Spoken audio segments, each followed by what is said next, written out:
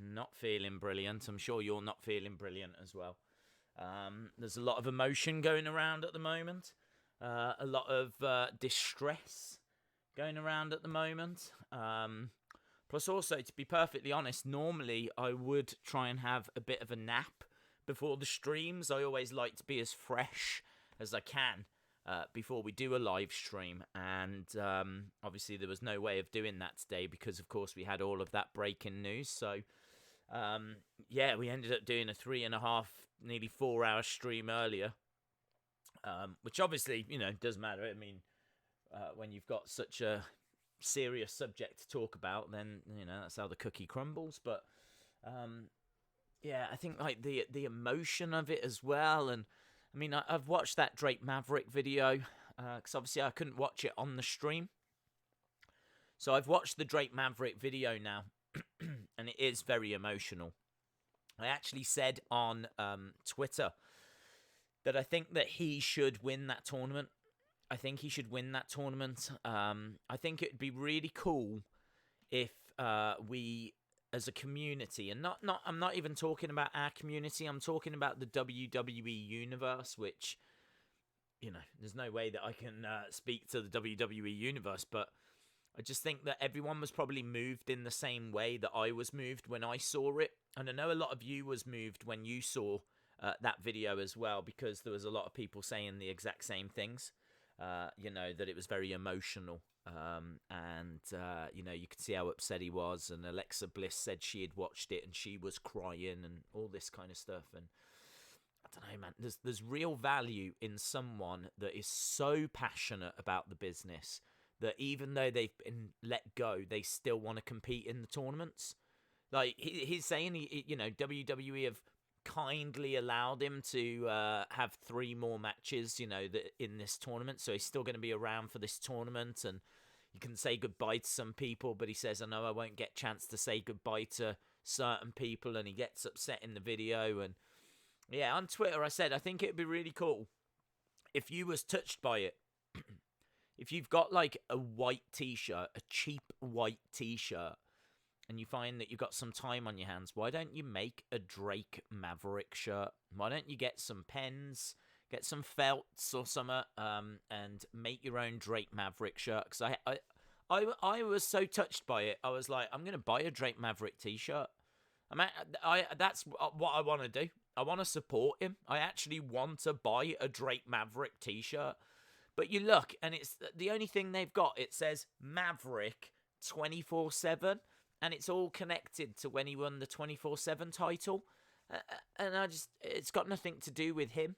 Do you know what I mean? There's not a nice shirt that's got like his face on or, anything like that. It says Drake Maverick. It was all to do with the 24/7 thing. So it's kind of like, I don't feel like it's got nothing to do with how I'm feeling, like, right now, the 24/7 thing. So, yeah, a part of me is like, man, it'd be really cool if you just got a white shirt, made your own Drake Maverick t-shirt, and then sent WWE the pictures, send them to Vince, send them to Steph, send them to Triple H, send it to WWE. Could you imagine if the WWE universe, which has stepped up before, the WWE universe has shown up before.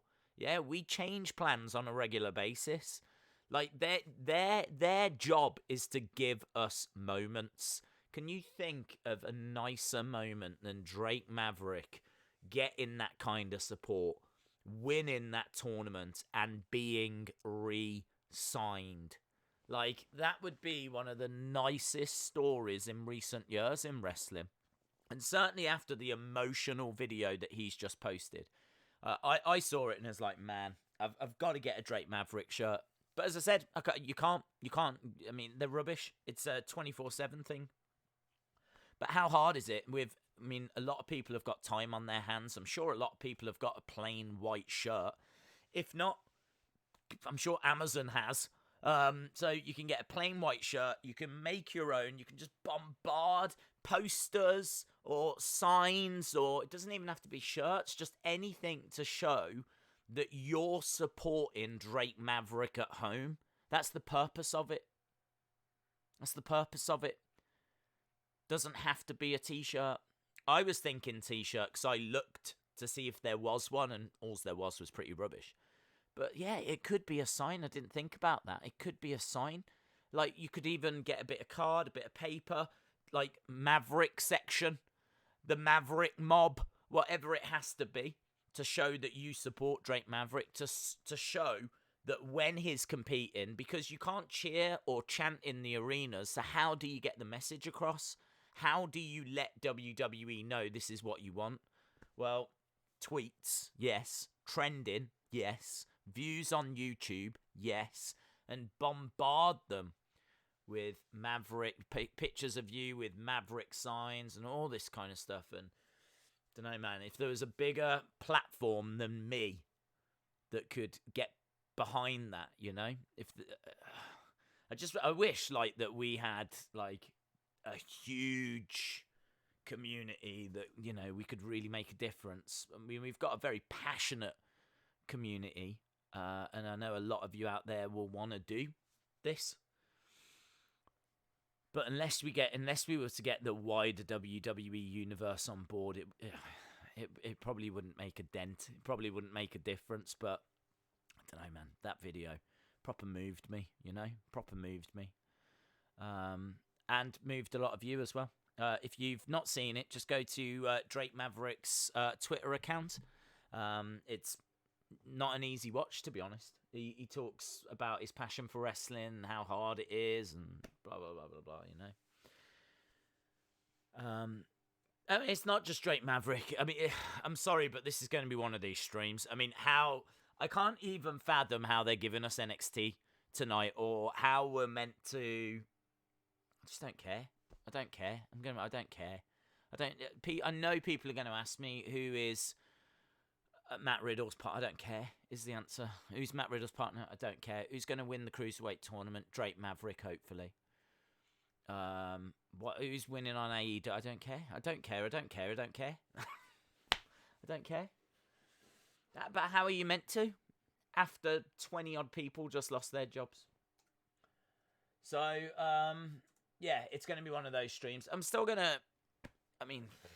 my NXT is ahead of you, like a lot of you anyway, you know.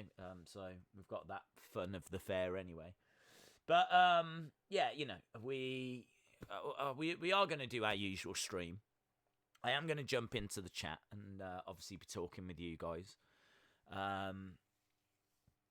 We can talk about whatever you want, but in all fairness, there's really only one thing to talk about, isn't there? There's only really one thing for us to focus on, and that's the 20-odd people that lost their jobs. I'm still confused about Deonna Purrazzo, if I'm being honest, because Deonna Purrazzo said that she had lost her job, or seemingly said goodbye, but there's been no announcement on that from WWE. So I've got a concern that there's going to be another wave tomorrow. I've got another concern that there's going to be a load more people that are let go. Let me go to WWE.com and just see if they've added her. Rusev's gone. Can't believe it. So, Kurt Angle, Rusev, Drake Maverick, yeah, I probably should slow down. There might be some of you that didn't see the video earlier or hasn't heard. So, this is the list of people that have been released today. Kurt Angle, who was kind of working backstage, in all fairness. Not that that makes any difference, but Rusev, Drake Maverick, Zack Ryder, Kurt Hawkins, Carl Anderson, Luke Gallows, Heath Slater, Eric Young, Rowan, Sarah Logan, No Way Jose, Mike Keota, referee since 1989, Mike and Maria Kanellis, EC3, Aiden English, Leo Rush, Epico, and Primo. So there we go. That is 20-odd names of people that have sadly lost their jobs today. And as we said, Deonna Purrazzo certainly saying her goodbyes on Twitter, so it seems like she's gone. Andrea Listenberger was the woman responsible for coming up with the Mandy and Otis storyline. She has gone as well. And furloughed, so they're kind of temporary out of the company, may be brought back, but let's wait and see. You've got Finlay, you've got Mike Rotunda, you've got Shane Helms, Lance Storm, Sean Daivari, Kidman, Billy Kidman, Pat Buck, Scott Armstrong, and Sarah Stock. So there we go. That's as far as I've seen the confirmed names. So my other chat, my super chat in the other stream didn't come out like I wanted, and I'm sorry. I'm gutted. A dark day for wrestling. It's all right. I didn't take anything you said badly, Jody. So yeah, don't worry about it. Shout out to you. A very dark day for wrestling. I completely agree. I think I used the hashtag Black Wednesday because I can't recall this amount of superstars being let go in one go. Obviously, we've seen blocks of superstars, groups of superstars being let go before. But never like this. Never 20 odd different people. So yeah, awful. Days, that was a hug your Huskus plush moment. Spanish commentary and Josiah Williams have also gone. Well, I'm going to wait for WWE to confirm because obviously I don't know where these rumours are coming from. We had a lot of fake news in the stream that we did earlier, which was very disappointing to see. Very disappointing, but not, I can't say surprising. You know, there's a lot of people that aren't part of our community that are obviously going to jump onto those kinds of streams to find out the latest news. That was the purpose of it. And there's going to be people that may join us now that, you know, want to distract themselves because obviously we're all locked indoors as well. So, you know, there's so much going on in the world right now that if you are new, welcome. You know, we absolutely love having new people join us. You are more than welcome to join us. It's brilliant to have new members joining us all the time. But yeah, this is definitely something that we are not joking about because it's very serious. And if you don't get how serious, watch that Drake Maverick video. Watch the Drake Maverick video. You can literally see a man's heart breaking. That's how serious it is. And we said as well about Mike Keota. Mike Keota has been a referee since 1989.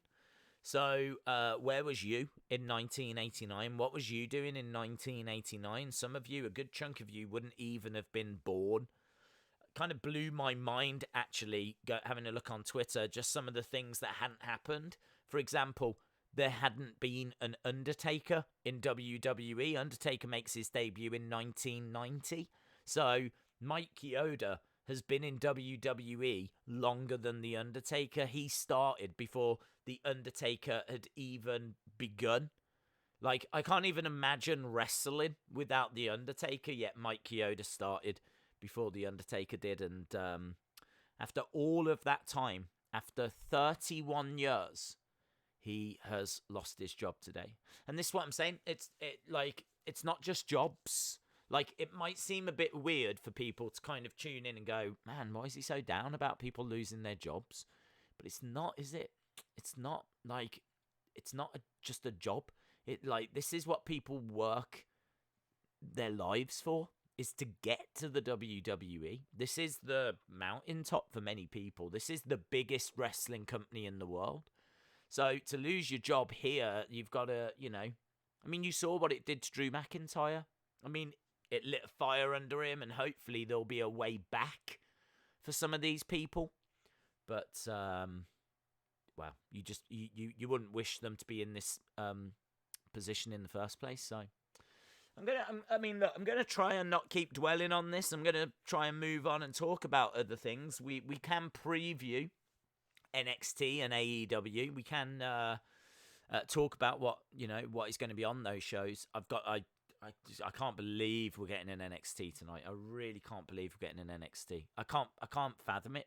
Can't get my head around it. I don't know how we're supposed to watch it. How are we meant to watch it knowing what's just happened? I mean, AEW in a way I can understand because, it's not up to them, is it? But I mean, I just don't get it. Doctor Who is Beast says this is the worst Rusev Day ever. Famous KJ Carter says I was 9 in 1989. There we go.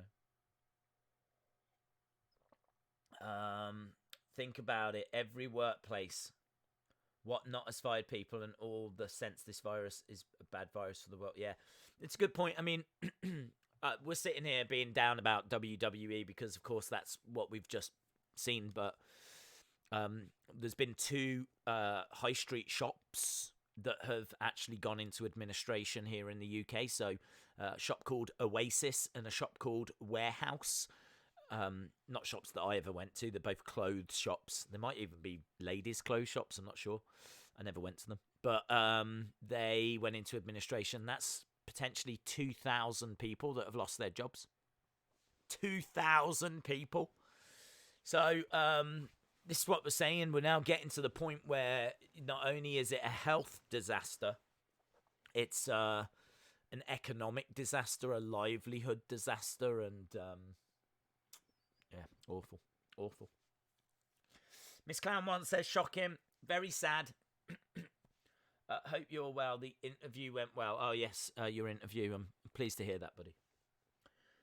Vince McMahon has cancelled Rusev Day. William says, how about we talk about our favourite moments that those that were recently let go gave us? That's nice. I like that. I'm into that. Yeah, that's a nice one for the chat. That's a good call, William. So, yeah, I think that's a nice topic. So, talk about what your favourite moments are from those superstars that have been let go. So, again, if you want a quick reminder, we're looking at Kurt Angle. I mean, where do you want to start? Rusev. I mean, straight away, I think we all think of the Tank. So, Drake Maverick, who... I wasn't a fan of him when he was in the AOP group, the manager of those boys, but I did like his 24/7 work. I thought he was fun. And honestly, I think that he would get a lot of support now after that video. Ryder and Hawkins, Anderson and Gallows, Heath Slater. Heath Slater's given us loads. Heath Slater, I believe, was he not the first SmackDown Tag Team Champion along with Rhino? So, I mean, look, Heath Slater, he's had loads of great moments. So Heath Slater, Kurt Angle, Rusev, Drake Maverick, Ryder and Hawkins, Anderson and Gallows, Eric Young. Didn't really get a chance to give us too many moments, but was great in Sanity. Rowan with the Wyatt family. I mean, a big part of the Wyatt family has gone. I mean, you've got 2 members. The 2 existing members of the Wyatt family are now feuding against each other in Wyatt and Strowman. All the other members have gone.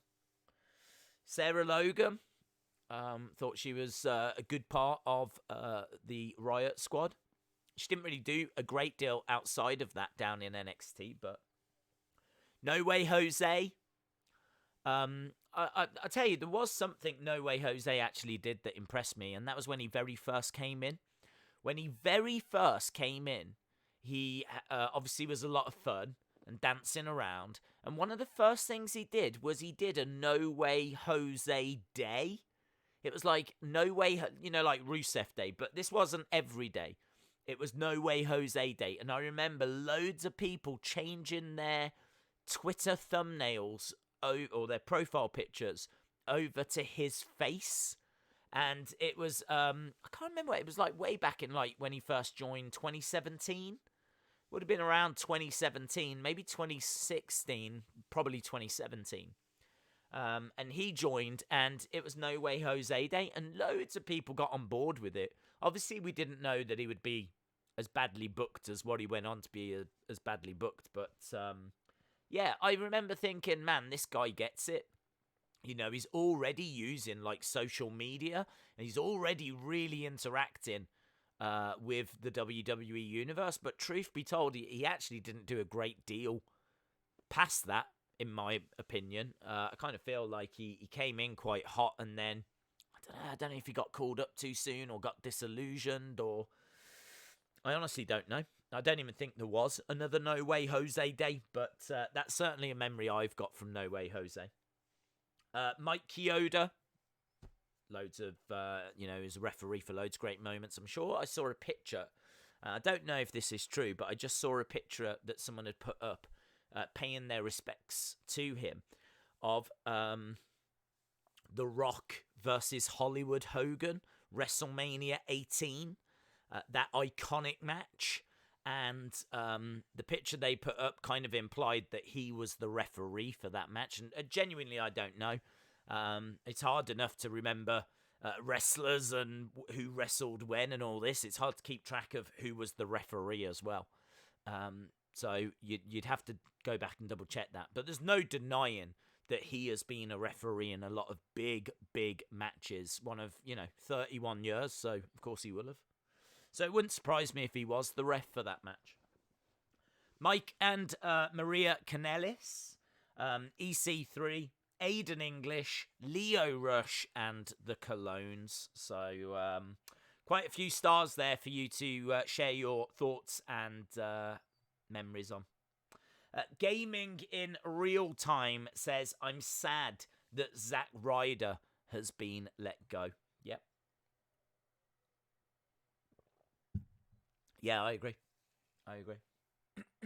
Brian Coleman says, Days, I'm a huge Riot Squad fan. My favourite was Sarah Logan. My favourite Sarah Logan moment was on the 16th of July 2018 Raw, where Sarah won her first solo match against Ember Moon, which also resulted in Ember's first loss. That's brilliant. It's amazing that you record that. But, yeah, it's brilliant. Dropping the OC was dumb. There's only 3 tag teams on SmackDown. Well, we don't even know what's going to happen with tomorrow. There's big question marks as to, are we going to see more releases tomorrow? Because Deonna Purrazzo has been released. There's been a lot of talk online from some fairly reliable sources that there's something big still to come. I'm not going to speculate on it because I don't know what it is. Literally, that's all I know. But obviously, great friend of the channel, Cal W, is someone that goes out and tries to find all the latest scoops. He knows all the people that are in the know. Certainly, he was sending me things that suggested that there was something big from an NXT perspective that was on the way. I mean, I was getting the feeling that it was going to be kind of what we've seen. Another big, chunk of people being released. So, I don't know. MJ Jenkins from NXT has been released. I enjoyed Maverick's recent post about the tournament. Yes, I did as well. Days, are you doing a stream tomorrow? We are doing a stream tomorrow, yes. We are going to do a stream tomorrow. We are... amazingly, we're watching ECW Barely Legal. Not a show that I've got any interest in. But, so, which, I don't know. To be honest, if there's going to be more releases tomorrow, then we might not do that show, to be honest. Because it's going to be, I wouldn't choose to watch this. Like, we do this every Wednesday, and there's people that enjoy watching the shows, but the Thursday one is an extra one. Like, we don't normally do a Thursday one. So what I will say is, I'll set it up and schedule it. It'll be for, I think, probably 6 Eastern, 11 UK. It tends to be the time that we tend to do them. So we're going to do ECW Barely Legal tomorrow. But if there is going to be another load of superstars released, then I think we will cancel it. If Maverick wins the tournament, will he be re-signed? I don't think there's plans for him to win it, to be honest, bud. Elliot Porter says, "Do you think that Rusev will go to AEW?" I think that there's gonna be problems in a lot of companies. I think that if they've got any money, would probably look at Rusev as the priority. I think that they would probably be interested in Sarah Logan as well, because there's not loads of women that they can look to bring in, because, women's wrestling is still trying to establish itself. It's got some really great promotions like Shimmer that obviously really helps, and Pro Wrestling Eve that are exclusively women. Outside of that, you still tend to get more men's matches than you do women's matches. So it means that the indie talent for women is obviously smaller. It's a smaller pool than the men's. They really could do with some great female talent, in my opinion. So I would think that they would be interested in Sarah Logan. I would think that they would be interested in Rusev. But I honestly don't know if they're not looking at their own roster right now and just questioning as to whether they need to make any cuts themselves, because they've got no ticket money coming in. They're going to be drastically down on merch money. They're going to have sponsorships that they can't honor. And yeah, there's going to be loads of knock-on effects, Plus, we don't know how long all of this is going to last for. So, difficult. I honestly don't know if AEW are going to be in a position to snap people up. I certainly wouldn't be expecting them to snap up a lot of people. I think that they might just go after one or two, and that's even if they do that. No one from SmackDown was announced, says Johnny Ace. Gaming Time 07 says, Days, Mike was the longest serving referee in WWE history. Wow. Anna Dawes says, all the promotions are in the same boat with the drop in revenue and will ultimately have to tighten their belts. That's the worrying place these newly let go guys and girls are going to have to face. Yeah, I agree. I mean, Dave Meltzer was saying there is no room in the indies. The indies are full. There's been a fair few indie promotions that have shut their doors in recent years. And, indie talent is struggling to, get by as it is. You can't just dump 20-odd top-tier wrestlers into the indie scene and expect it to cope, Days, I just watched the Drake Maverick video, and OMG, it's sad. I personally don't think they need to release NXT superstars because surely most of them are not on big contracts. Yeah, it's a good point. I don't know is the answer. I don't know. I think when they moved NXT to USA, I think there was a degree of renegotiating done, or some extra money that was thrown their way as kind of like compensation for the fact they were now a weekly televised show. So they would be foolish to let go of exciting prospects like Velveteen Dream, Johnny Gargano, Tommaso Ciampa. I don't think they're going to be doing that. And to be honest, I wouldn't even want to sit here and speculate as to who they could let go. But I think if you're on the books and you're not being used that much, then you've probably got to be concerned, is the truth. You've probably got to be concerned. I mean, obviously, it seems like we're done for today. I'm not expecting any other announcements now. I think the focus is very much shifting to NXT and AEW. I wouldn't expect really anything after. I am worried about tomorrow. I do think there could be more tomorrow. There just seems to be rumours and talk about more on the way. I mean, even Dave Meltzer says there was more on the way, and we didn't really hear loads. We had a couple after he said that, but the way that it read, it was like another wave was coming, and we certainly didn't get another wave. So it does make me question as to whether that wave comes tomorrow. It makes me question as to why they've not announced Deonna Purrazzo. Could it be that it's going to be Deonna Purrazzo and a chunk of others? So I don't know. I really hope not. Of course, I hope not. We'll have to wait and see. Schwans1 says Mike Keota deserves to be in the Hall of Fame. I don't believe they've actually put a referee in the Hall of Fame. I know that Ultimate Warrior wanted his Warrior Award to go to cameramen, referees, makeup artists, costume designers. That's what he wanted the Warrior Award to be, because he wanted to honor those people that, you know, put the shows on and played a massive part as much as the wrestlers did, you know. WWE did the Warrior Award, but they focused it more on charity, because the sad truth is that the Hall of Fame is a show, you know. It's there to get views and sell network subscriptions, and back in the day sell DVDs. So I don't think they were too bothered about getting Doris from catering into the Hall of Fame, or Jack on Camera 5.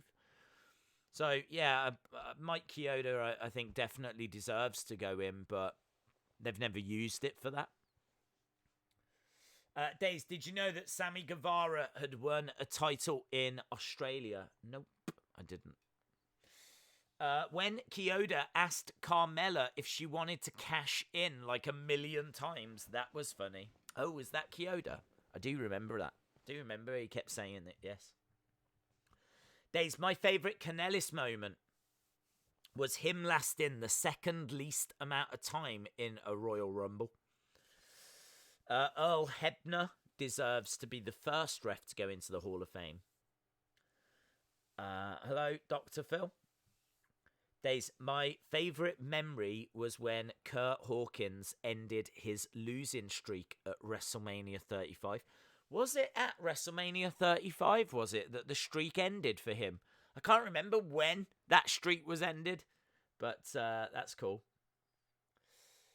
Swamp Manor, that is so far down my priority list.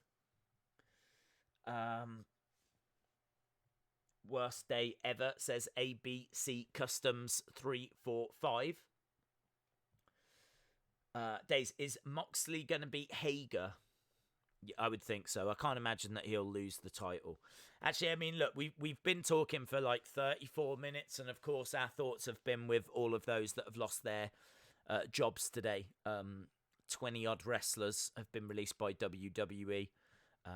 A writer as well. There's probably more. I mean, there's probably loads that I haven't seen. Not wrestlers, but, you know, writers and, you know, just people that help the day-to-day running of WWE. So, yeah, I couldn't even give you the number of people that have been let go today, but it's probably best that we take a moment just to have a look and talk about something else. So let's have a look at AEW. On one of, this is from Ringside News. I've actually got Sarah Logan on screen right now. They're just showing a replay of her match against Shayna Baszler, which will be her final match in WWE, won't it? On one of the craziest and most saddening days in the wrestling world for some time, we turn our focus to the other big game in town tonight. AEW has one of its biggest matches yet, when Jon Moxley faces Jake Hager in a no-holds-barred match for the AEW Championship.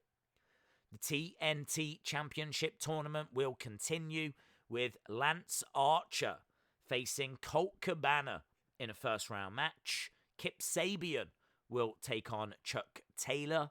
Sammy Guevara battles Sugar D and Shawn Spears. And Britt Baker will both be in action, but we don't know their opponents yet. So that is AEW, the massive match between Jake Hager and Jon Moxley. I personally believe Moxley wins. I don't think they've put the title on Moxley to take it off of him so soon. So I think Moxley will retain. Over on NXT, we have got Finn Balor taking on Imperium's Fabian Aichner. We've got the Cruiserweight tournament beginning. We've got Velveteen Dream and Adam Cole will have a chat. We've got Charlotte, I believe, is going to make an appearance. And also Matt Riddle and a mystery partner are going to defend the tag team titles against the Undisputed Era. Now, we don't know who that mystery partner is. It was obviously meant to be Pete Dunne, but Pete Dunne is actually stuck in the UK. So it's a mystery partner. So we're going to have to wait and see as to who that turns out to be. So, you know, we could sit here and try and speculate, but to be honest, I like our current conversation of you sharing your fond memories and your favourite moments of those that have been let go. Seth Rollins has spoken on Instagram Live about this. James, what did he say? I haven't seen that.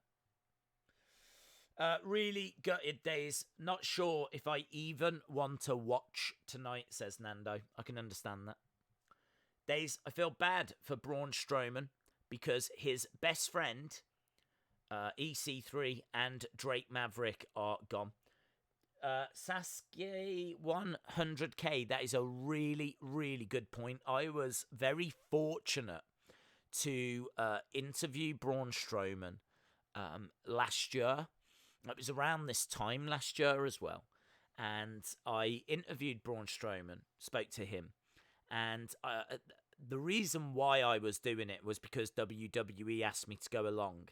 Because he was promoting the Slammobile. So he was promoting that. And, of course, he was the one that wrecked that car. And it was his figure that came with the car. If you've not seen, Mattel made a breakable car. And it came with a figure of Braun. It's really cool. And he was promoting that. And I said, I thought this was a great question as well. I was like, this obviously comes with your figure. But who would be in the passenger seat? If you're driving, who would be in the passenger seat? And I was very interested to see who he was going to say.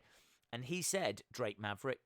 He said that Drake Maverick would be the person that he would want in the passenger seat with him. So, yeah, I know. They are very, very good friends. Obviously, they EC3, Drake Maverick, and Braun Strowman, didn't they start making a film or a trailer for a film or something that I saw on social media?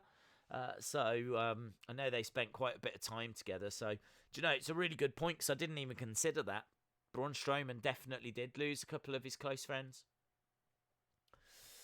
Bob Danger 99 said, I have 1,000 favourite Kurt Angle moments. One is his match with Shane when Kurt launched him through a glass window. Yeah, yep. Austin R says, Days, I still cannot process what has happened. Jody says, Braun posted a picture of him and Drake on Instagram and just put a crying emoji. Well, Days, my moment is when Braun and Drake did the segment with the mini tacos from Taco Bell with Braun having to sit at a kid's-sized table. Do you know, I can't recall that. I don't know if I've seen that, to be honest, Jason. I can't recall it. I'll have to have a look, see if I can find that. EC3 is really kind of lucky. He gets to go somewhere where hopefully he will be treated like gold, says Rig111.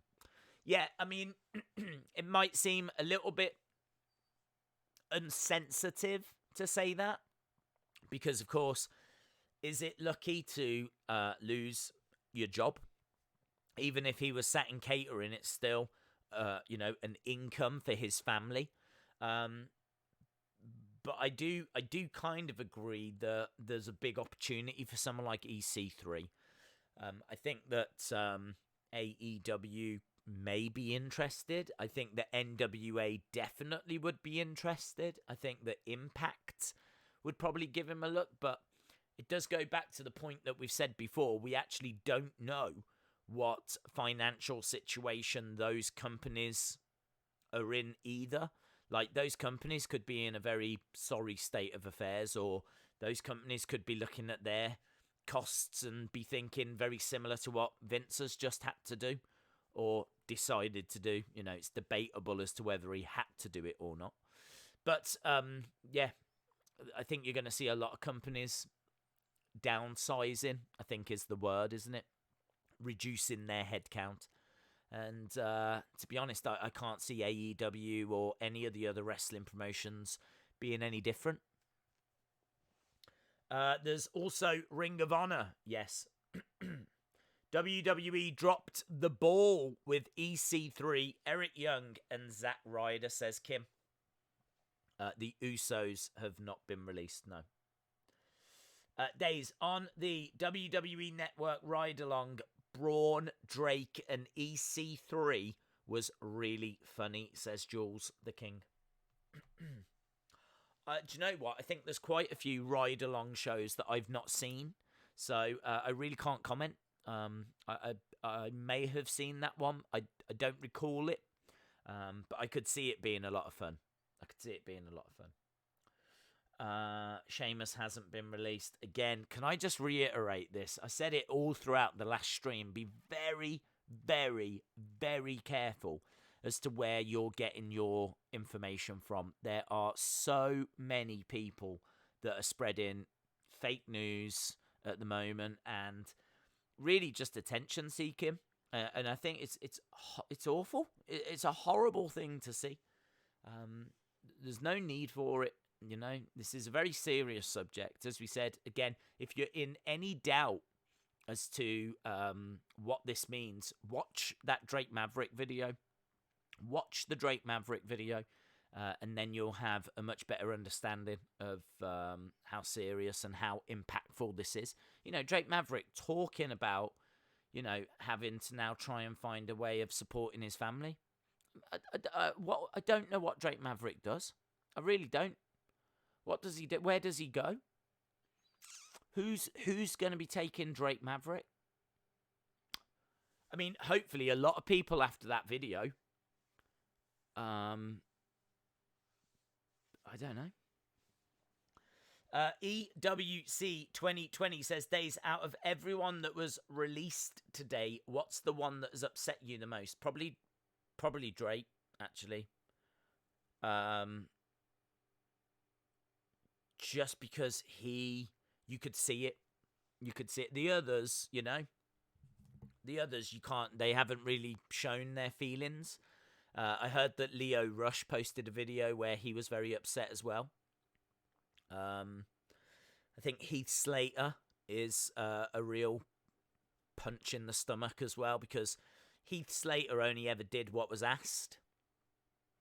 Heath Slater is the kind of person that you could see going into the Hall of Fame, which might really surprise a lot of people, me saying that.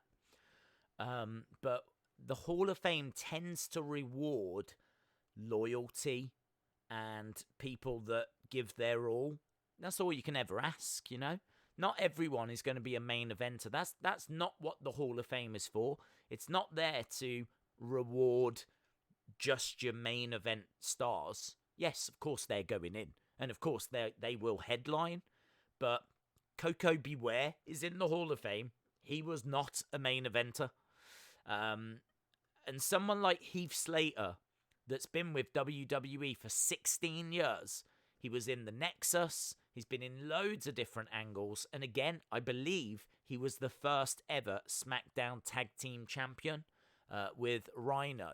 You can actually go back through, what Heath Slater has achieved and go, yeah, do you know what? It's probably Hall of Fame worthy.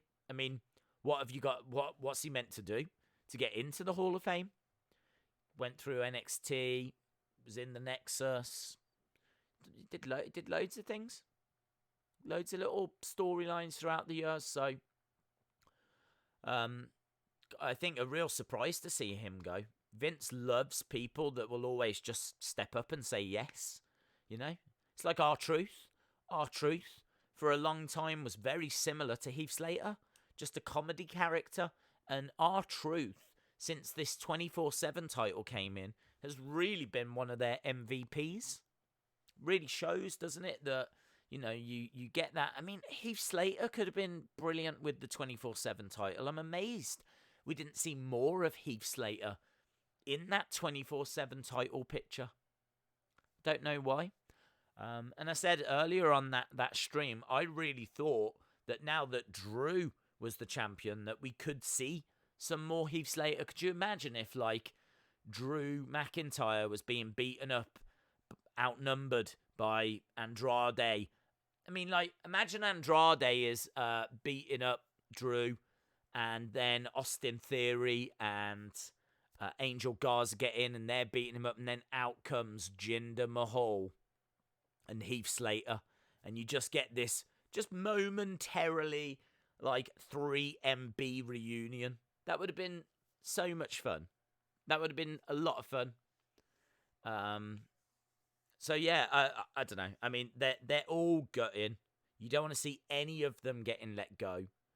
But I do have a soft spot for Drake Maverick, Heath Slater. I think another one, Sarah Logan.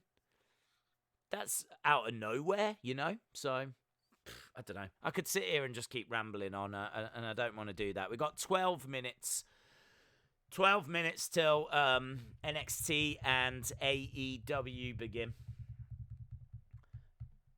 Days, have you read Tony Khan's Twitter post? I have not. Have a good night, Days. See you tomorrow. I just can't stick around and watch tonight after today. I can understand that. I should imagine there's a lot of people that won't be watching tonight after today. Tony Khan's post, I haven't. Let me have a look and see what Tony Khan has come out and said. Tony Khan says,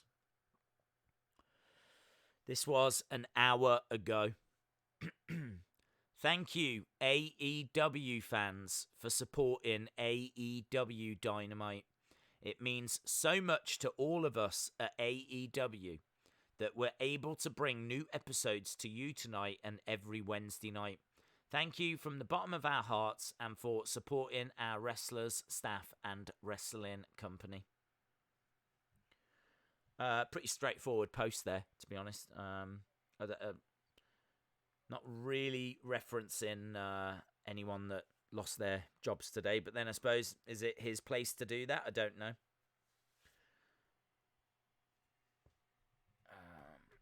Right, let's go down. Days, I've heard rumours that Elite 78 is being cancelled due to the released talent. Yeah, I mean, I would imagine that there's going to be a lot of figures that were due to come out that probably won't now. There's a lot of figures that have probably been shown that now will be scrapped. I think Drake Maverick was due to get an elite figure, and I'm not sure where they would have been in the production stages, but of course China has been closed for a long time, so there's every chance that it wasn't that far along actually in the manufacturing process. I think that you could see a lot of those figures that we saw get announced over WrestleMania Access weekend. If they are figures of talent that have been let go, you might not see them now. NXT will have the better show, says Tommy B.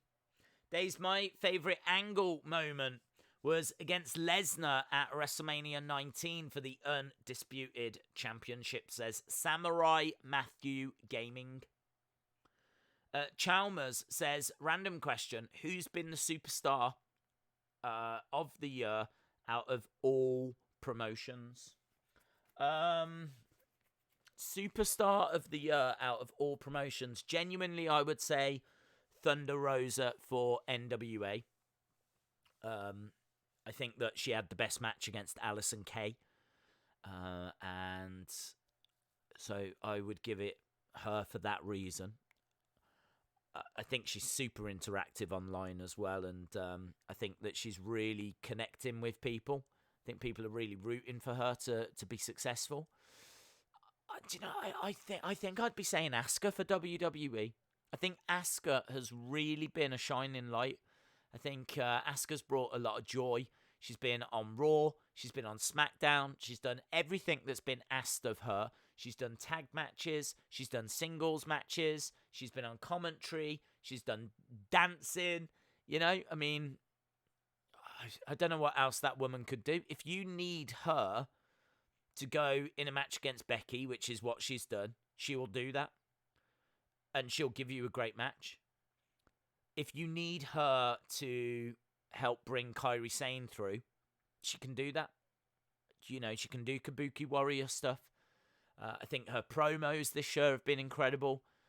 Just looking at like what she's stepped up and brought to the table in the few months this year, I think has been brilliant. I think over on AEW, you've got to say either Jericho or Cody for me. Either Jericho or Cody. I think both of them have been very strong. I'd probably be leaning more towards Cody.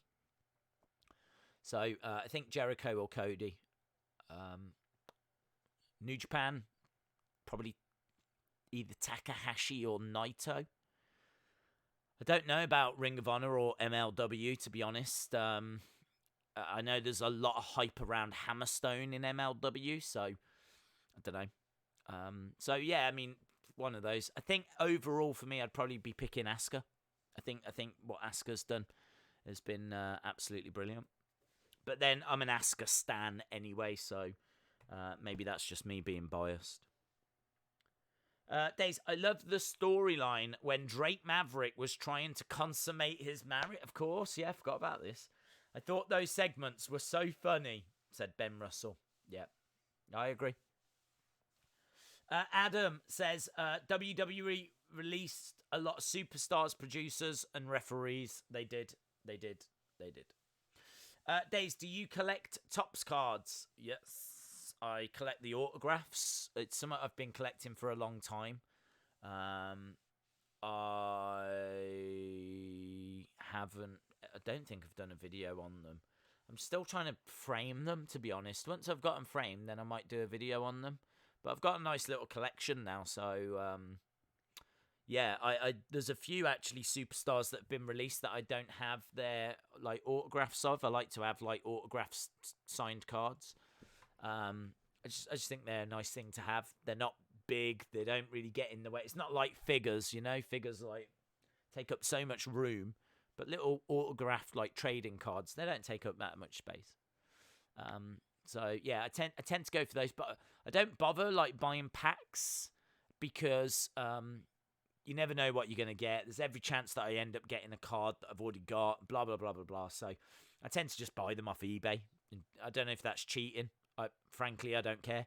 Yeah, it's just a little collection I've got. So I suppose in a way to answer your question, I do collect Topps, but I also don't collect Topps. Days, do you think any wrestlers Days, do you think any of the wrestlers will go to Ring of Honor? Gaming Monster 66, I would lean towards no. I'm not sure how they're doing financially, to be honest. I think they're on their knees from what I've heard, Ring of Honor. So I'm not sure they've got a great deal of money to be throwing around. So I don't know. Could they give someone in a little contract, a little run, or try and free up some finance somewhere, maybe, but I wouldn't be expecting much. Days, do you think that Drake Maverick is a work for more viewers? No. 1,000 million. Never have I been surer of anything in my life. There is no way that you do anything on this to get views or things like that. No way. Shout out to Bob K. Swamp Manor says, Days, since Drew and Jinder both left and came back and won the title, could Heath do the same? Well, he would have to go away and work out. You know, I don't know that he's ever really shown an appetite to really hit the gym as hard as what Jinder and Drew did. They went away and transformed themselves, whereas Heath hasn't. If Heath was to come back and be jacked, maybe Vince would have a look at him again, you know. It's a long road, though. It's a hard road. You know, and credit to Drew McIntyre for going down that road. Same to Jinder as well. He went down that road. I don't know if Heath will, to be honest. Days, what release surprised you the most? I don't know, dude. All of them did. I was surprised when we got the original announcement, and I was really surprised that Drake Maverick was on there, because Drake Maverick was in the tournament, the Cruiserweight tournament. So I was really surprised that he was being released. And then the surprise was how many names came after. You know, I was expecting between 8 and 10. We had 5, and then I thought we'll get another 5 at most. And we got another 15. And producers as well. How are you watching AEW? I'm watching it through Fight TV. Days, my favourite EC3 moment is when Moxley said to him, "Where are EC1 and EC2?" Says Suki Streams. That was a funny moment. Days, Gary Cassidy has tweeted that more releases are coming. Yeah. Days, what would you say to those released to encourage them? I don't know what you can say, to be honest. The only thing I would say is this isn't the end. Do you know what I mean? I mean, we have seen that Drew has come back. We have seen that Jinder has come back. We have seen that Bobby Lashley has come back. Shelton Benjamin has come back. Maria Kanellis has come back. MVP has come back. Like, the door is never closed. So what I would say to them is they've lost their jobs through no fault of their own. They walk away with their heads high. So the world is going through a very turbulent time right now. So they're definitely not alone. The door is definitely not closed. And they need to just continue to be the best versions of themselves. Because if they continue to be the best versions of themselves and they continue to be ready for whatever opportunities arise after we've got through this virus, then there's, I would say, a real potential for them to either return to WWE or go to a different company, or at least enjoy a brighter tomorrow than what it might seem like now. So don't lose hope, don't lose heart, just keep going. And, you know, that's not going to make any difference to them. But what else can you honestly say at this stage? So NXT is beginning. I am usually ahead on NXT. I mean, you've got to remember, like, Chelsea Green. I don't know that we'll see her tonight, but she is the partner of Zack Ryder. So Zack Ryder's just lost his job today. So, you know, how does Chelsea Green go out there and perform? It's really difficult. I'm not saying that we will see Chelsea Green. I actually don't know if she was booked for any shows, but there was certainly no mention or reference at the start of this. Of course, it was last week that we got that Tommaso Ciampa, Johnny Gargano match, which was very strange. Mixed reviews. I think the majority of people really enjoyed the ending, the emotion. And there's every chance that we get Killer Cross. There's every chance that we could see Killer Cross make his debut this week. Killer Cross and Scarlett were in the car outside as Candice and Johnny left. Days, what will happen with Eric since he is married to Sarah Logan? Nothing. We'll just continue. They made sure to show you, and they showed you a ticking clock as well. Welcome everyone to NXT. We've got Chris Jericho, Tony. We're starting with Finn Balor. We're starting with Finn Balor over on NXT. Right, let's go find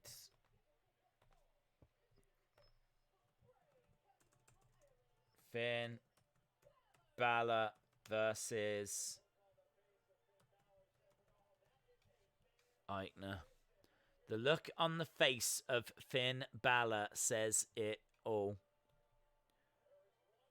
Very focused Finn Balor. Finn Balor versus Fabian Eichner.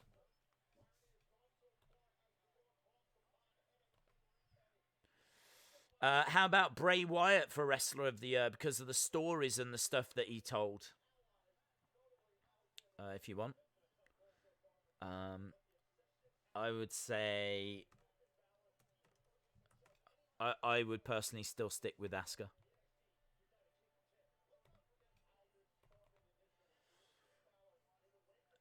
Watching AEW contest. I don't know what this is about.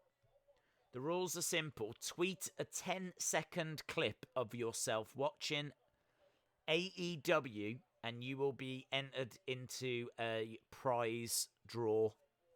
Okay, it's quite interesting. Nice way to involve the fans. This probably should have been doing that a long time ago, but all the companies, you know, just think of all of those people that are sat at home.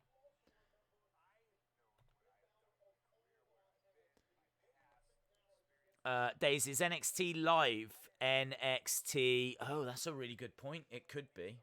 Yeah, I believe it is. I believe we are back to being live, so that means we actually might be back in sync again. Do you know what? I didn't even think about that. Because whilst NXT has been taped, I've always been out of sync with you guys in America. That's a really good point.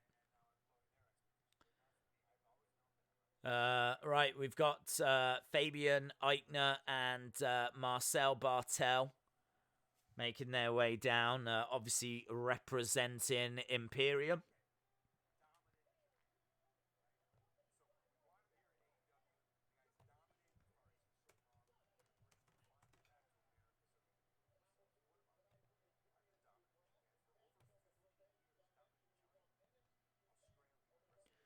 NXT is live. Yes, it's live. Okay.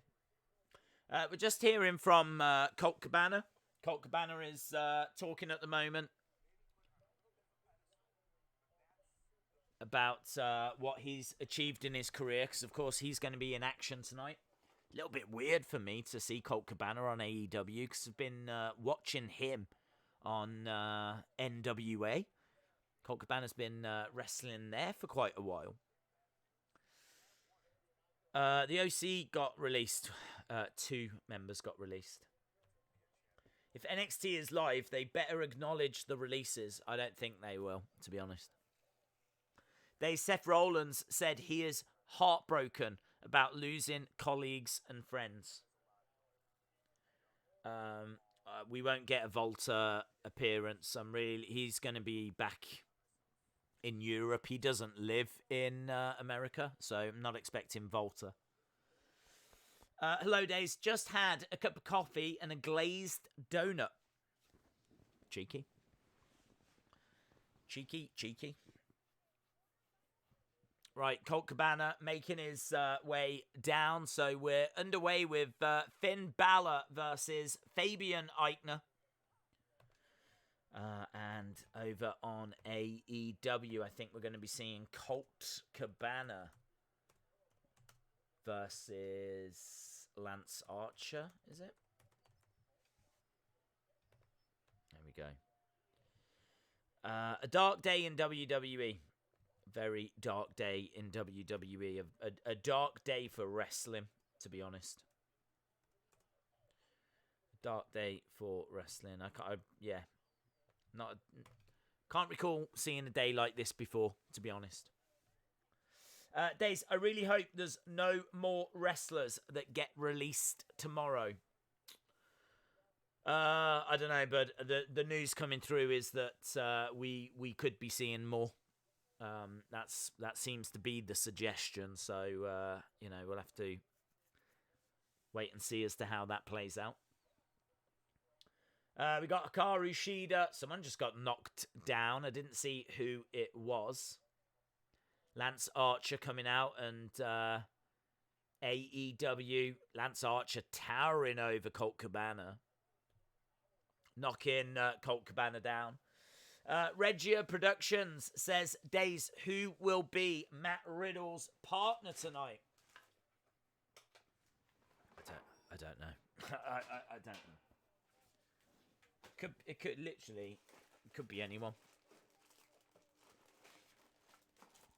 Could be like, if you think you know who it is, then say in the chat, drop it in the chat. It could be so many different people. It could be like Isaiah Swerve Scott, or I don't know.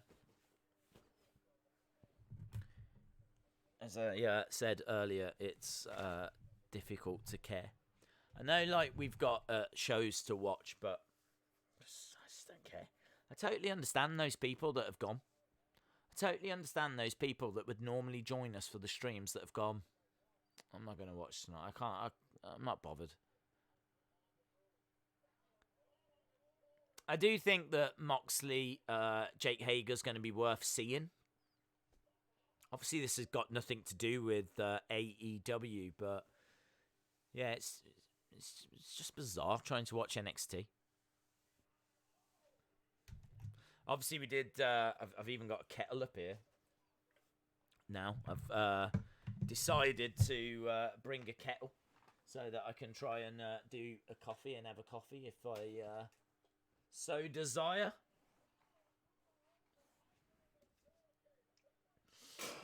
Tyler Breeze would be cool. You can tell that Finn's annoyed. I bet he's annoyed.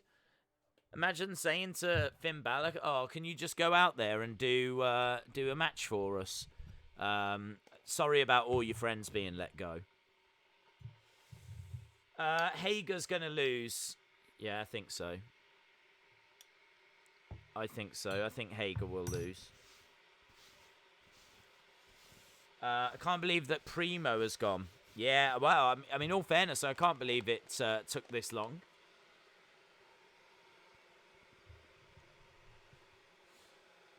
Shout out to Aiden. Balor must be feeling it tonight with Gallows. Oh, that's a really good point. Yeah, Gallows and Anderson. The Good Brothers. Key members of Bullet Club. You might remember that he was very vocal when they were coming in. I can remember that he was like stood outside the Performance Center because he was down in NXT at the time. And I remember a post where he was looking at his watch, and I think the caption said, "They should be here by now." Something along those lines, like really tease him, where are they? Because we were waiting for Gallows and Anderson for quite a while. It was like, they should be here by now. And then, yeah, not too long after they did actually join WWE.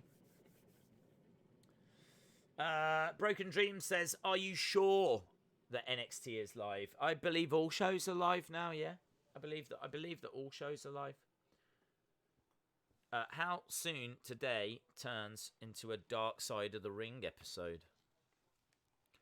Well, I don't know. I mean, wrestlers have been let go before, so this isn't unusual for superstars to be released like this. What's unusual is the scale of it, the amount of names. And you know what? I mean, I've kind of given WWE quite a pass. By the way, I mean, we are underway with Lance Archer against Colt Cabana, and Lance Archer's just destroying Colt, so there's not really a great deal to tell you about. Over on NXT, we're at commercial break. I've given WWE, I've let them off because with the whole essential thing, you haven't heard me ranting and raving about them being essential. You haven't heard me ranting and raving about the shows going back to being live because I was of the mindset that they couldn't really afford to not do it. Now, health comes first. I'm not saying anything against that. Of course, health comes first.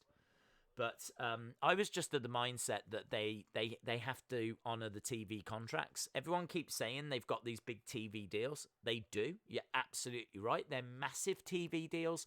But what happens when you breach them? Like, how much money do you lose if you breach the contract? What impact does it have then? So, WWE have been trying to honour those contracts because those contracts are very important. And if it means that they have to keep going and whatever, I can not give them a pass because health comes first. But if they can do it and it's safe and they're taking all the precautions and everything, that's why I've not mouthed off. But honestly, now, after today, you look at it and go, well, I don't understand. You're still honouring your contracts. You're still doing your TV shows. You're still airing live. And yet 20 odd people have still lost their jobs. How does that work? I don't understand how that works.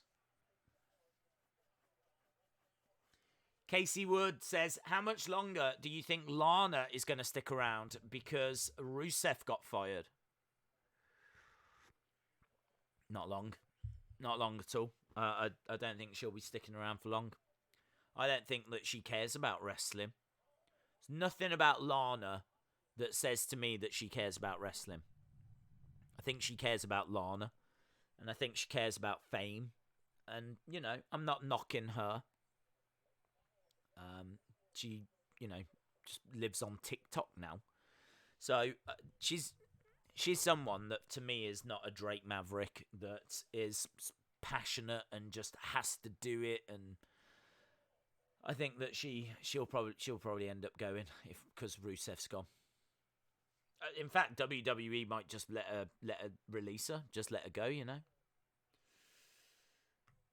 It's difficult. It's really, really difficult. It's a difficult conversation to have because, I don't want her to go necessarily if she wants to stay because I don't want anyone to lose their jobs. So if she wants to stay, that's absolutely fine. Of course it is.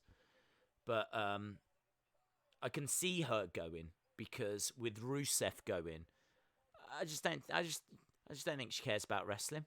I think she was there to kind of, be on this journey with Rusev.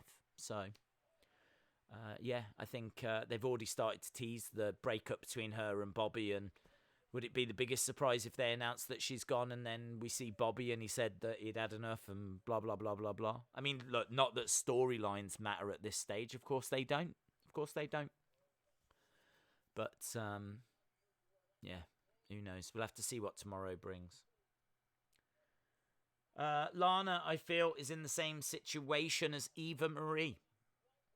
Well, I don't know, actually. Look, I was always tough on Eva Marie. I was always very hard on Eva Marie. But Eva Marie is someone that I think has actually been putting a lot of work in recently. I've seen a lot of training videos from Eva Marie. So it might surprise some of you to know that I'm actually not interested in an Eva Marie return. But if she did come back, I actually wouldn't be too down on it, because my problem with Eva Marie was that she was brought in for her looks. She wasn't someone that was, even by her own admission, passionate about wrestling or cared about wrestling. And they decided to try and turn... Days, I don't get it. Vince is a billionaire. Why is he losing money?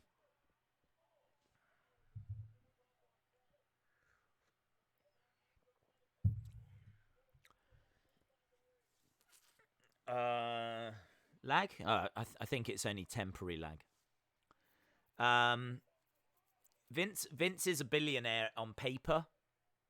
We're still underway with both of these matches, by the way. Colt Cabana, as we said, who we'd seen in NWA. Boom Boom. Trying to fight back against Lance Archer, but struggling a little bit here. Finn Balor, though, 19, 16, hits it. 1, 2, 3. There we go. Balor wins. Yeah, Vince is a billionaire, but he's a billionaire on paper. He's a billionaire as long as WWE stock performs well. If WWE stock starts to, decline, then his wealth starts to decline. And WWE stock was starting to decline just before coronavirus even hit, because of a couple of executives that he released. And then coronavirus hit, and I think WWE stock now is at like $30 odd a share. That was as high as $80. It's absolutely crashed, and is probably continuing to crash with everything that's going on with the economies and everything. So yeah, I don't know how much money he's lost, to be honest. I don't even know if he is a billionaire now. With the XFL and everything that's gone on now, I don't even know if he is a billionaire.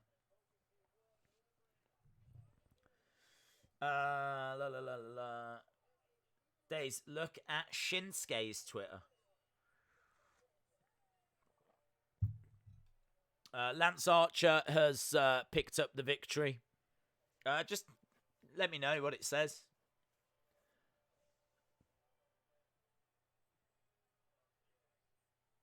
Balor saying, "I'll see you when I'll see you." I think a message to Volta. So Lance Archer beats Colt Cabana in a bit of a squash. Colt Cabana did get some offense in. We've also got Finn Balor victorious on NXT. And backstage, we've got the Velveteen Dream waiting for Adam Cole. Up next, we've got a Queen's speech. I'm a big fan of Queen's speeches. I live for Queen's speeches. You kind of have to when you're in the UK. Well, that will be next from Charlotte Flair. Oh, hello. We've got Britt Baker in a dentist surgery.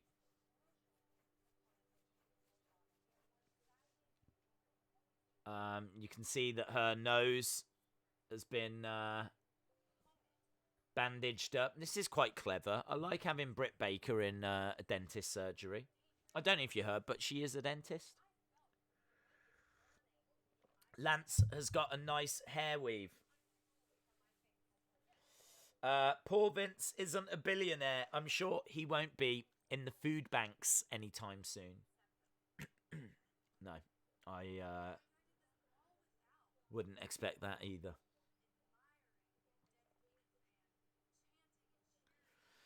I like this. This is the kind of thing that I wish WWE did more of. Just these little promos that aren't done backstage but are done in interesting locations. Britt Baker keeps telling us that she's a dentist. Here she is in a dental surgery. Makes perfect sense.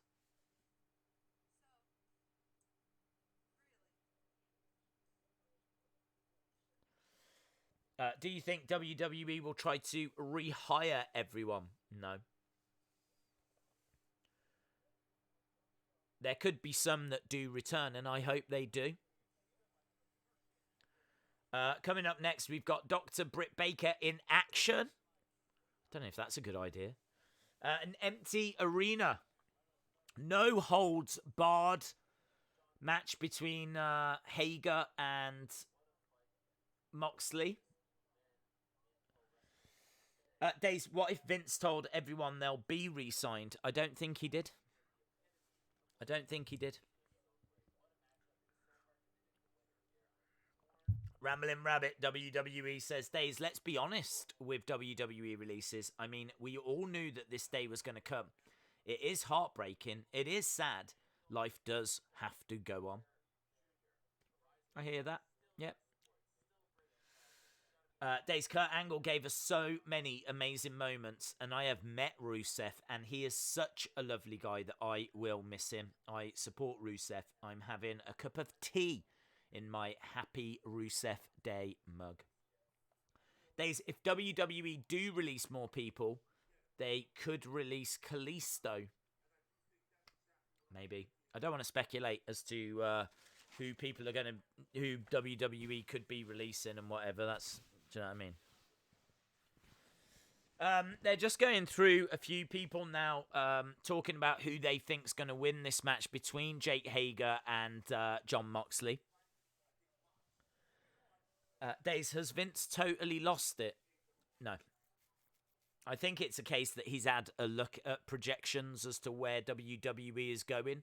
He's had a look and he's seen that they've got to reduce the wage bill, you know, and that's what they've done.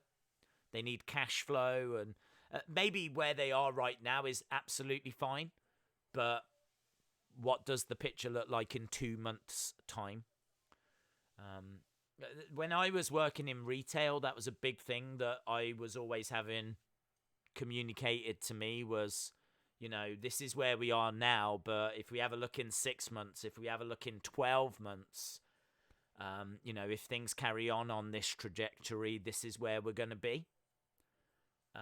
Because I worked in a music store, and as you can imagine, the sales of CDs have been doing this for a long, long time. The sales of DVDs have been doing this for a long, long time. So, you know, when you're trying to work out how many Christmas staff you can have and how many hours you've got that you can give people, you are having to look at, right, this is where sales are now. Where do we think they're going to be in 6 months? Where do we think they're going to be in a year's time? And so there's a lot of work that goes into that. Every business is the same. And I would imagine that maybe is what they've done in WWE.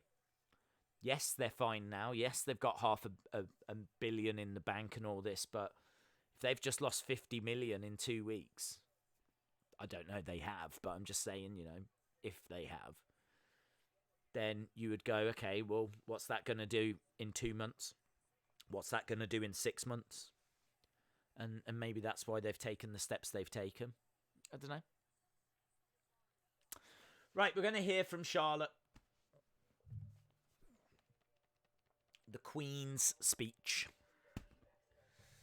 After eating almost a pound of Reese's Minis, they taste even better. Why is that? No idea. Days my day just got worse after my candy tasted like soap. No thanks to my aunt not washing the jar thoroughly. I have no comment for that. Days, do you think this will clear a path for a Punk return? I hope not. I really hope not. I said this earlier. Can you imagine the heat that anyone coming into WWE is going to get if they're coming in on a big contract? Anyone comes in on a big contract, the heat would be nuclear.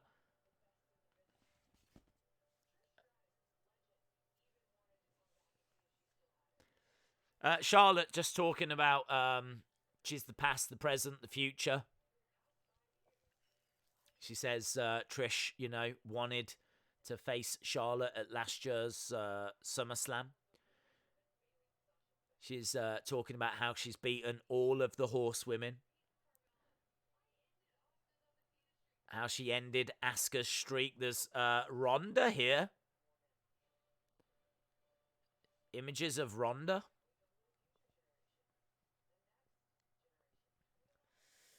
Is it true that the releases are only from Raw and they're waiting on NXT and SmackDown? Leaf Morning Dew, they could be, is the answer. They could be. They,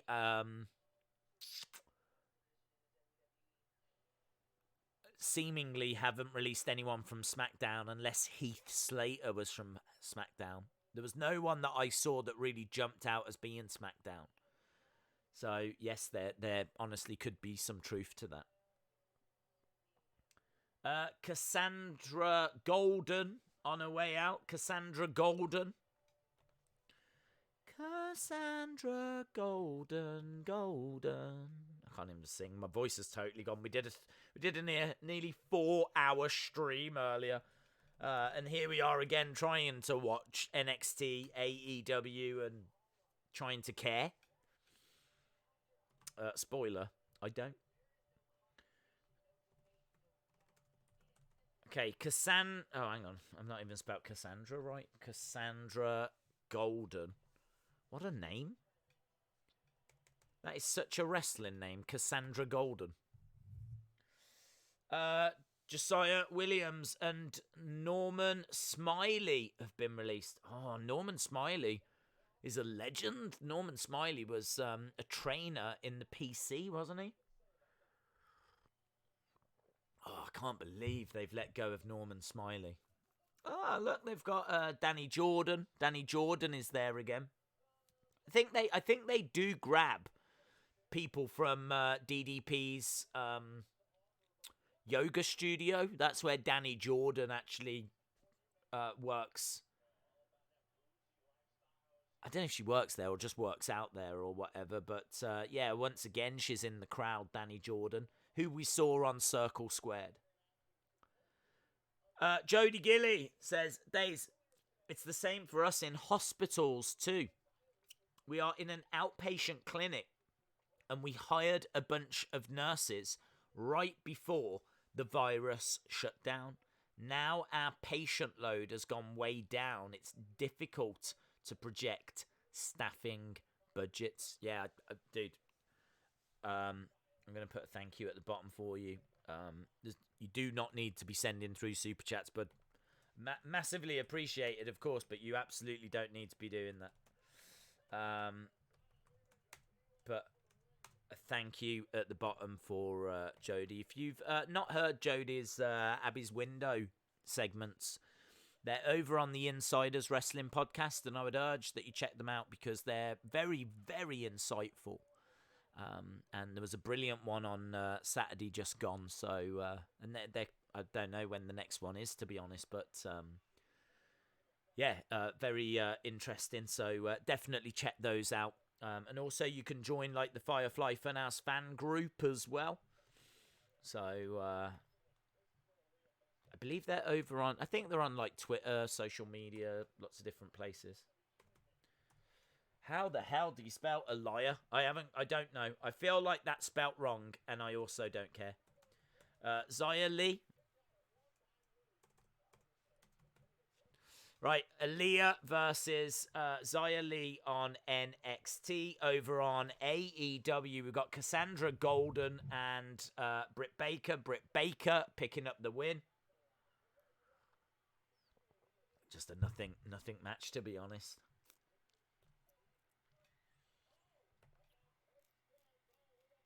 I didn't realise that Norman Smiley was still around. He is old school, says Human Detox.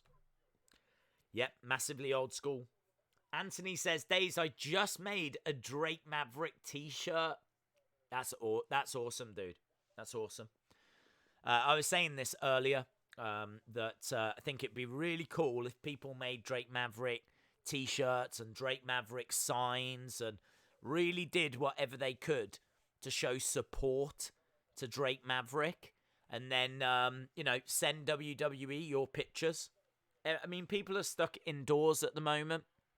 I think it'd be a really, really cool thing to do, to get a plain white t-shirt or get a plain white sign and just show your support to Drake Maverick in this tournament. It's no good just sitting at home holding it up or wearing your shirt. Get a picture, send it to WWE, hashtag I stand with Drake Maverick or I stand with Maverick or something along those lines. I just think that'd be if anyone would appreciate it, Drake Maverick would appreciate it. Like that's the kind of thing that would mean a lot to him. You know that. So I just think that that could be a really nice thing. I'd love for like a bigger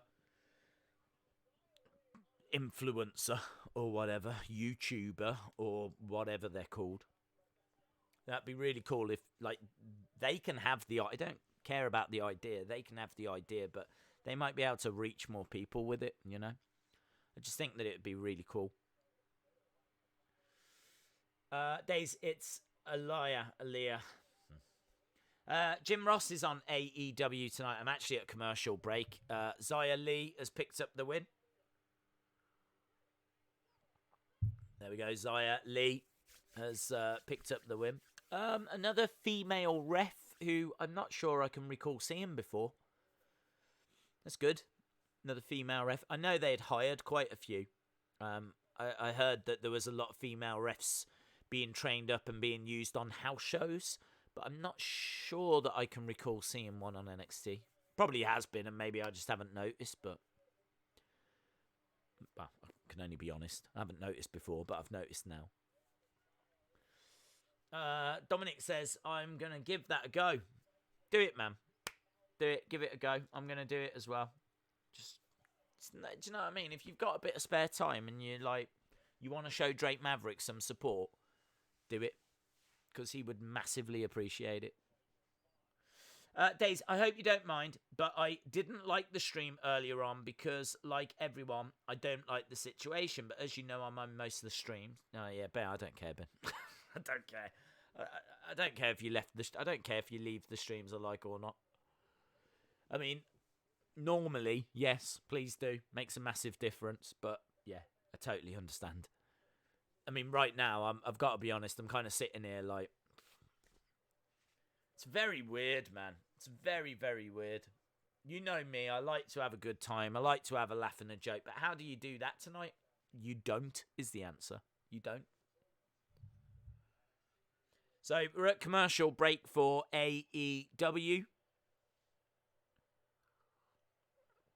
I don't know when Drake Maverick's going to be in action. I doubt it'll be tonight.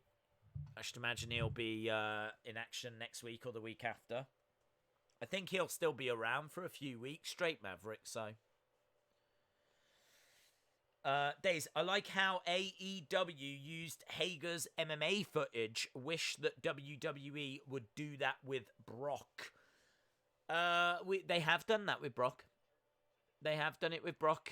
They did it with Brock when it was him against Cain Velasquez at Saudi Arabia. So there we go. The Cruiserweight Tournament, Kushida, Drake Maverick, Tony Nese, Jake Atlas.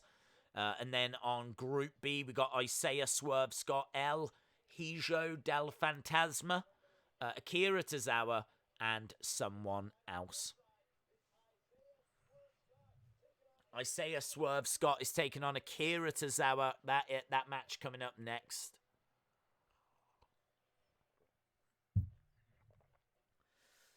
Why did the chicken cross the road? Because it was released from WWE. First, I'll make a Drake Maverick shirt. Then I'm going to make a Lio Rush figure. Do it, man. Do it. I assure you, if you do a poster, a sign, even if it's not a shirt, but if you make a Drake Maverick shirt or a Drake Maverick poster or a Drake Maverick sign or whatever it might be, yeah, and you show your support and you say that you want him to win the tournament and that you stand with Maverick and all that kind of stuff, then and make sure you tag him in it on Twitter as well. He will appreciate it. I already know. He will massively appreciate it. And, you know, if enough people do it, then maybe WWE would get the message that, you know, we don't want Drake Maverick to go. I don't want to single Drake Maverick out compared to everyone else that's lost their jobs, but that video, I think, showed how much it means to him, you know. Dale Creasy says, the wrestlers that got released today, WWE shop should have 100% of the money go to all the wrestlers in regards to their merch.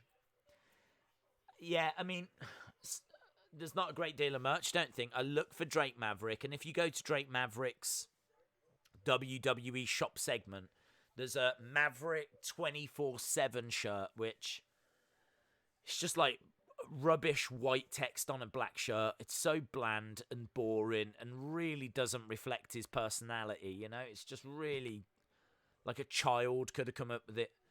And then a kids 24/7 belt. That was it. That was the only merch they've got. And honestly, I don't know what merch there is for Sarah Logan. I don't know what merch there is for No Way Jose. I don't know what merch there is for Aiden English. I don't know what merch there is for the Colognes. I don't know. On AEW, we're just watching something called the Bubbly Bunch. So it's basically just self-isolating clips of the Inner Circle.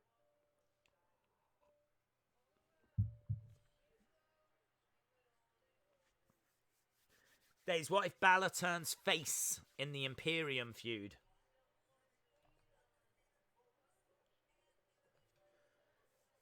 Days, did Jordan Devlin relinquish the Cruiserweight Championship? No, this is for the interim Cruiserweight Championship, so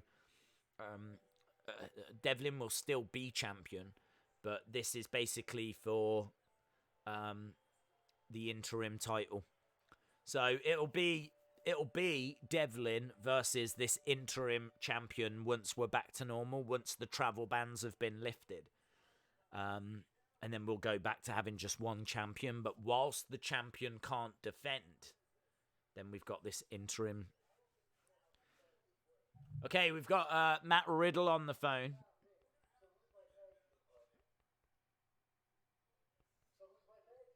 I don't know who he's on the phone to.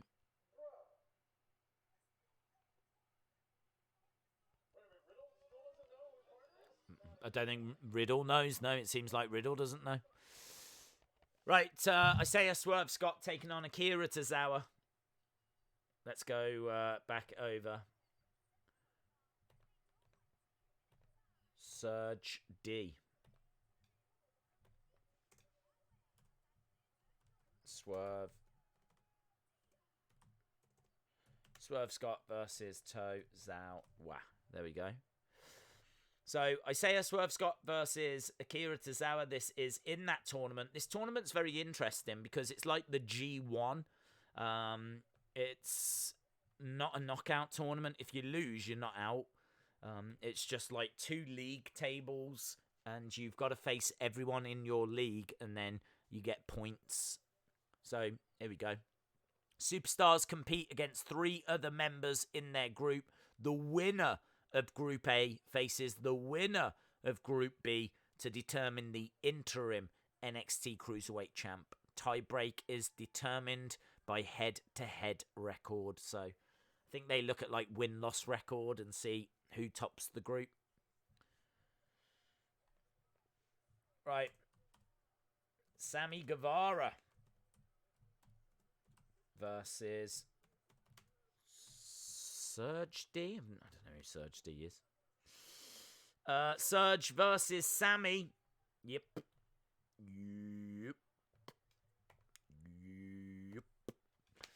Killer Cross could be Matt Riddle's tag partner. Could be. Days, what was your favourite era? Late 80s, early 90s. I think there were so many interesting characters. I think you look in Warrior, Macho Man, Hogan, Jake the Snake, Big Boss Man, you know, Kamala. I love those. For me, like, I think 1993 would be the final year of that era. I think I came into it just as it was, maybe 94.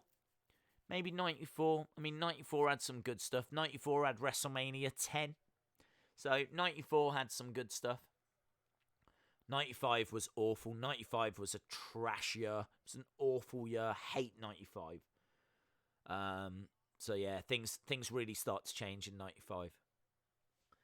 Dale Creasy says, I need a whiskey after today. Days, did you see Gallagher has got chest tats now? I did, yes.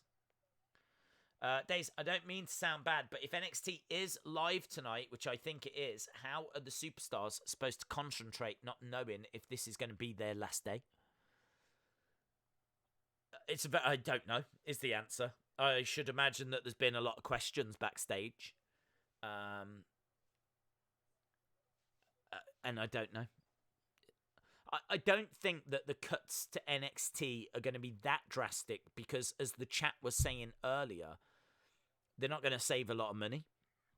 You know, those NXT contracts are not as big as obviously on the main roster, so you could lose an NXT contract, but it's not going to make a dent. It's not going to make a difference. You're not even going to notice. So I wouldn't expect NXT to get too affected. Or at least I hope not.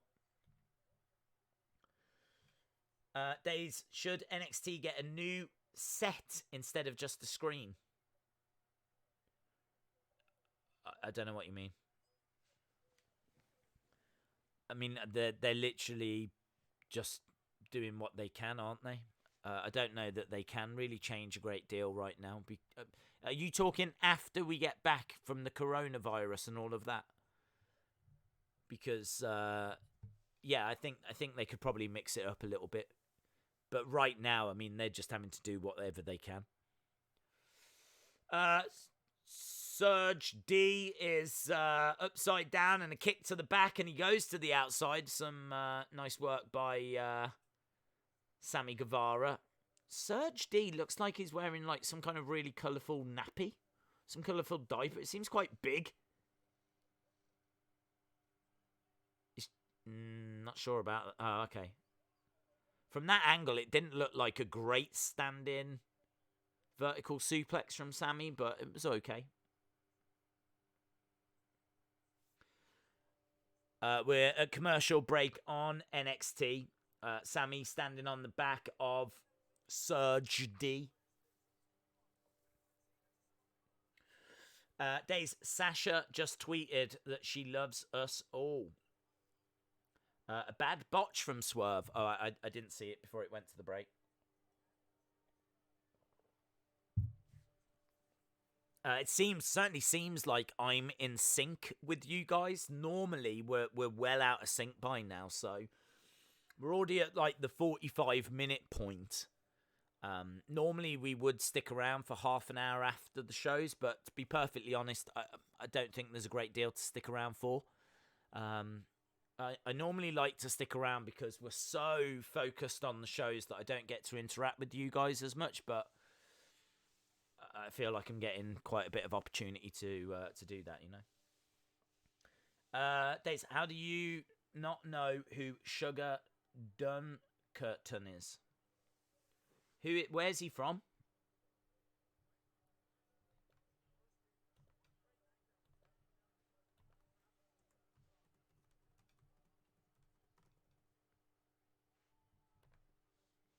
We're at commercial break for NXT.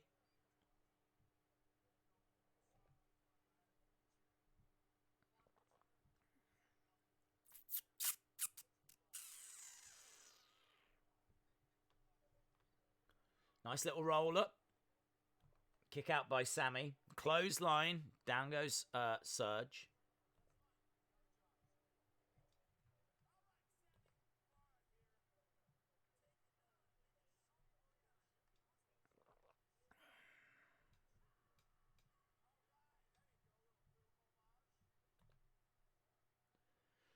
Days, if you do cancel the ECW stream, can you please reschedule it? Oh, yeah, we would.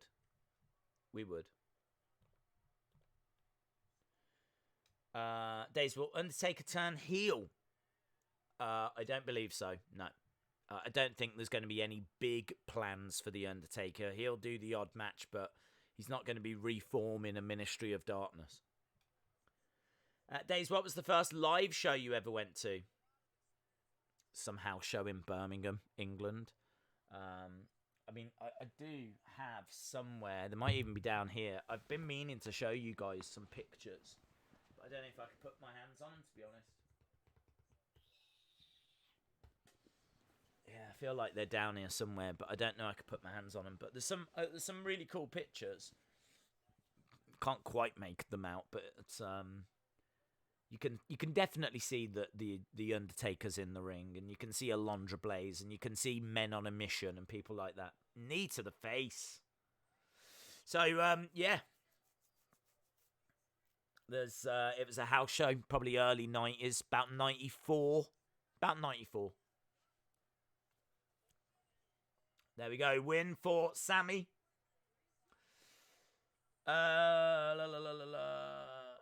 Undertaker is too old to form any stable and be on TV each week.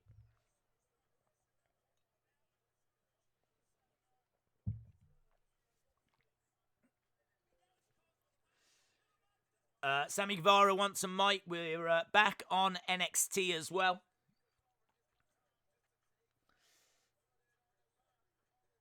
New Zealand is out of sync, is it?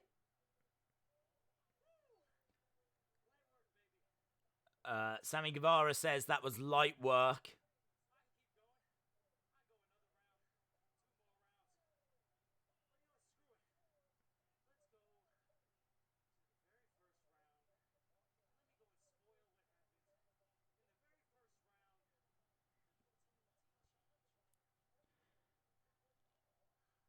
What? I don't know what he's asking for.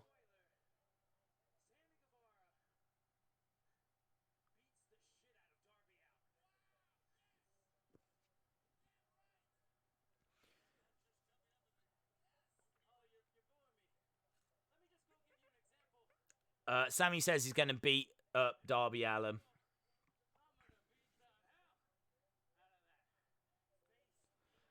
Okay, so just a promo.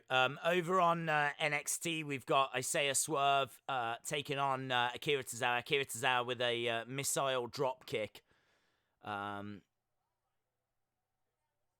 Darby Allin comes out, chases Sammy Guevara away. Days, you are a few seconds ahead on AEW. Yeah, there could be a few seconds here or there, but not like before with NXT, where we were, by the end of the show, about half an hour out. Nice round the houses. Look at this from Akira Tozawa.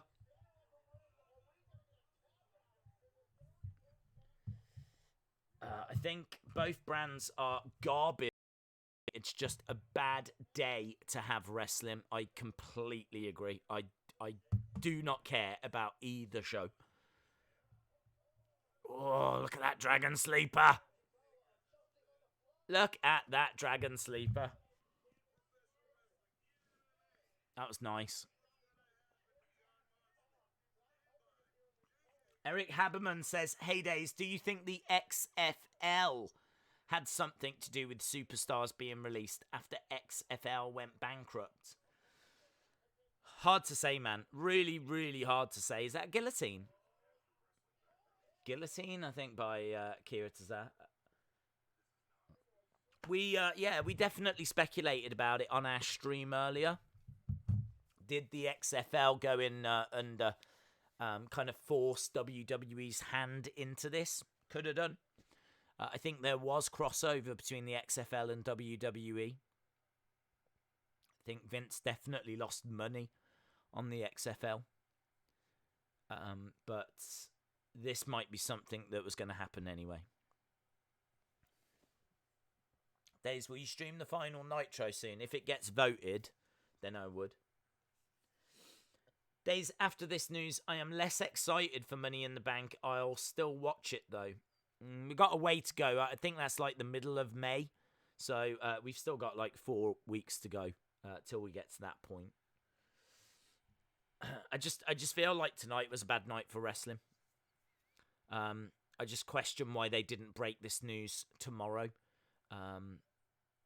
so that we could at least process it. Nice German from Isaiah Swerve Scott. Because as you've seen, there's a lot of people that just aren't going to be bothering with these shows tonight. 1, 2, kick out by Akira. Akira Tozawa kicking out.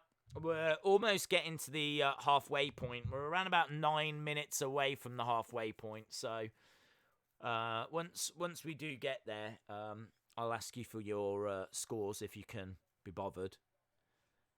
I'm sure some of you are into it. I don't know if I could score it, to be honest. I haven't really been paying a great deal of attention.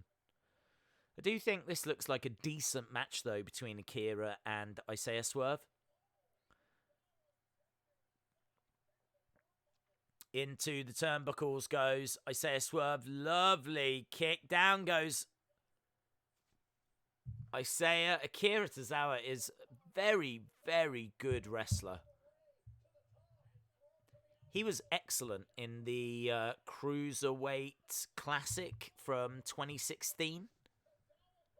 Here we go. 1, 2, 3. And Akira Tozawa picks up the win.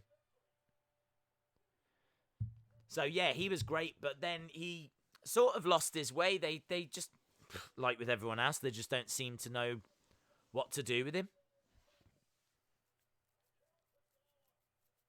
It's amazing, isn't it? I mean, like, there's so many wrestlers, and there's so many wrestlers that creative just seemingly don't know what to do with. And that's their only job. That's all creative have to do, is find things to do with these wrestlers. It's no good saying I don't know what to do with him. That's literally your only job, is to find things to do with him. Oh, man, that kick to the back of the head as well by Isaiah Swerve. Just showing a replay on that. That was beautiful. They do have some great talent coming through NXT. They really do. And Tozawa they've had on the books for a while, but Isaiah Swerve looks very good. Looks very good. Looks like we're going to have Kip Sabian coming out now.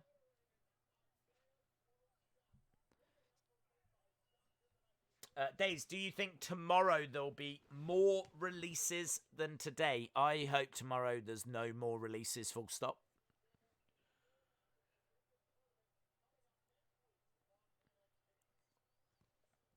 Okay, Kip Sabian with Penelope Ford. Akira Tozawa's gone over to have a word with Sarah Schreiber, is it?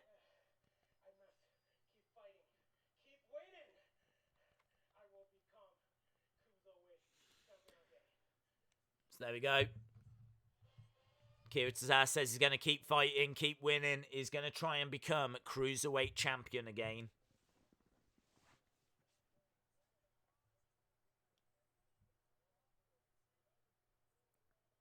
Okay, so Kip Sabian. We've got Velveteen Dream on NXT. Who's Kip Sabian facing? Because we've got Best Friends coming out, and here's Orange Cassidy.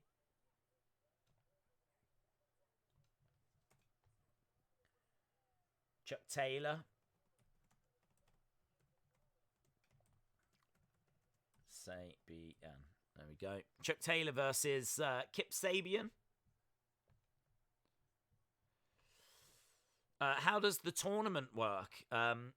Basically, you face everyone in your group, and then the person with the best win-loss record faces the person from Group B who has the best win-loss record. So I'd imagine if there's someone that can win all 3 of their matches in Group A and someone that can win all 3 of their matches in Group B, they would likely be the 2 people that would go forward. Days, we are 2 minutes delayed for the chat in Ireland. Chuck Taylor is the worst, says Brent Lanning. Shout out to you, Brent. Hope you are well. Adam says, Days, my first show was in Birmingham. Oh, wow. 91. Bossman, Ric Flair, Texas Tornado, Rockers, Undertaker, Roddy Piper, LOD, Nasty Boys, Bulldog, Earthquake, and more. It was the first ever event at the NIA. Wow. That's amazing. That's blown my mind for a few reasons. I'm from Birmingham slash Stourbridge. I didn't know that WWE had done shows in the NIA. They always do it at the NEC, at the arena there. So I didn't know they'd been to the NIA. I never knew that, like, Texas Tornado had come over. I mean, imagine that. Imagine Kerry Von Erich. One of the Von Erichs. That's amazing. And I never saw Bossman live. Adam Slater, thank you for that information. I really love that news. That's really fascinating. Kip Sabian goes to the outside. Jody Gilly says, Logan is pointing to you on TV saying, hi, Days. Hello, Logan. Hello, Logan. Hope you are well. Hope you still got a job. Shout out to you, Logan. Logan's probably very confused right now. Very confused. Like us all. Days, can you imagine being a WWE superstar today and even just having your phone ring? All of the superstars must have been terrified. I agree. Richie Oxford says, Days, such a dark day in wrestling history. Yep. Yeah, I've never known anything like it. So I definitely feel like this is one that we will go back to and talk about. And yeah. Days, don't you think Vince would push Scarlett to the moon once she comes to the main roster, considering how she looks? Yeah. She's a very good-looking person, and I think that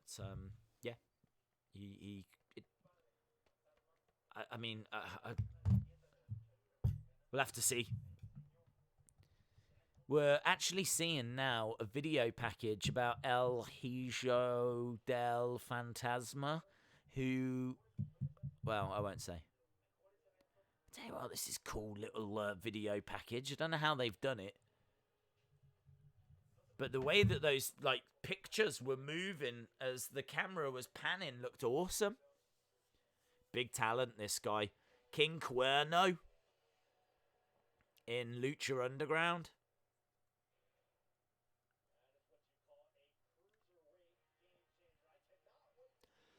A cruiserweight game changer. Right, Tegan Knox.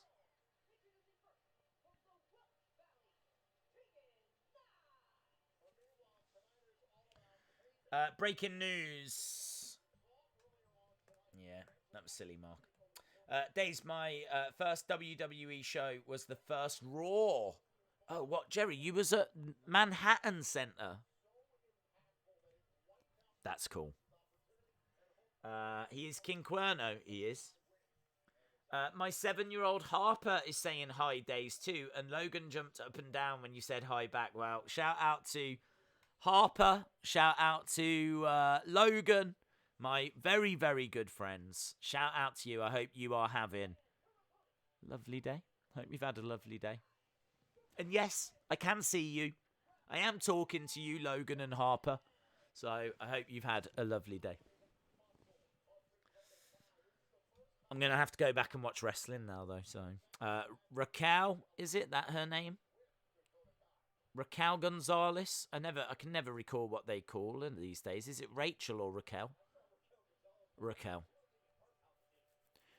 Right, Raquel Gonzalez in the ring.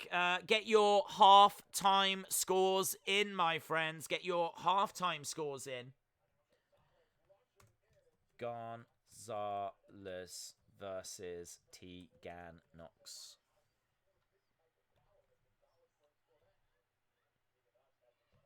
Wow, Gonzalez just picking up Tegan Nox.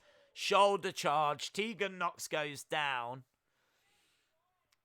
We've got Kip Sabian has chucked Chuck Taylor to the outside. And Penelope is putting some boots in. Sidewalk slam, backbreaker. Backbreaker by Tegan Nox. We got Dakota Kai outside the ring. Of course, she hangs around with Raquel Gonzalez. Love that. Love that. That's brilliant.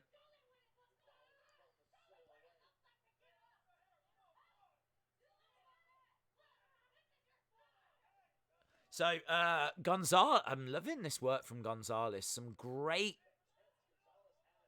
strength. Show the world what it looks like to give up. She is not just beating Tegan Nox. She is humiliating Tegan Nox. There was a lovely clothesline where she clotheslined with her right arm. Tegan Nox ducked under, but as she came back with the left arm and knocked her down anyway. So the way that she did it looked great. Love that. Clothesline to the back of the head. I'm very impressed with what I'm seeing from Gonzalez. I've seen her a few times, but this is the best that she's been. They've really worked on her character here. She's a bully. Yeah, it's brilliant work. Landing on the feet. Chuck Taylor's got Kip Sabian. Falcon Arrow. Big chop coming in from Tegan. Orange Cassidy on the outside trying to really psych up Chuck Taylor. A couple of bangs on the side of the ring and then he gave up. Kick to the midsection. Big strikes. Chuck Taylor. Kicks and chops. Tegan Nox is hung up on the top. And a kick from Dakota as well. Tegan goes down. 2. Oh, kick out by Tegan. 2. Oh, kick out as well by Kip Sabian. Oh, Shotzi Blackheart's come down. Shotzi Blackheart had enough.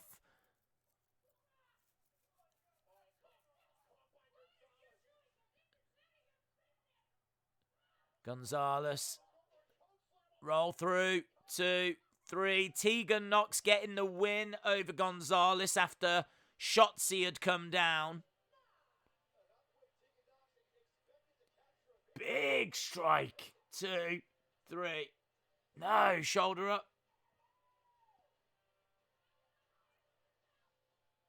That was all right. That was a fun little match. This is quite close as well, back and forth. Yeah, Dakota Kai getting involved. And then Shotzi. Shotzi using that helmet.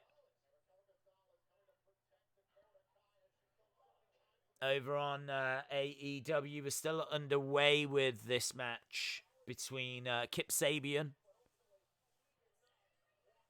Chuck Taylor. Ooh, went for a DDT. Couldn't get it. Chuck Taylor kicked to the head.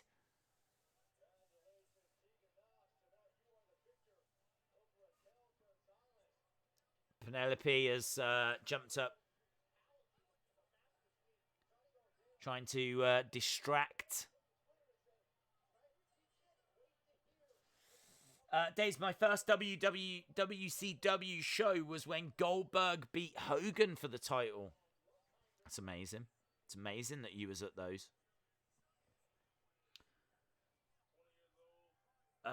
Days, if you give me a shout out, I will feel better. Shout out to Tyler Han. Oh, Jimmy. Wow, look at this. Jimmy Havoc has grabbed Orange Cassidy? Plants Orange Cassidy. Penelope Ford with a head scissor takedown. No way. There's loads of stuff that happened at the end of that there. Yeah, I mean, Jimmy Havoc getting involved. Penelope Ford getting involved. The end result is that Kip Sabian picks up the win. So both matches there, the NXT match and also the match on AEW, both ending with outside interference. What's that? Is that going to lead towards Orange Cassidy, Jimmy Havoc? Do you think? It's a great Hurricanrana head scissor takedown by Penelope Ford. Really crisp. She came off the top rope. She looked great. We're at commercial break on NXT, and Shawn Spears is in action next on AEW. And they're still showing those little video packages, those little messages coming in on AEW as we're building towards that big main event. Of course, we do actually have a big match tonight. Jake Hager taking on Jon Moxley for the AEW World Championship. So I suppose we've got that to look forward to. Be worth a watch. Days, I was at Raw when The Rock joined the Nation of Domination. That's cool. Bama Captain.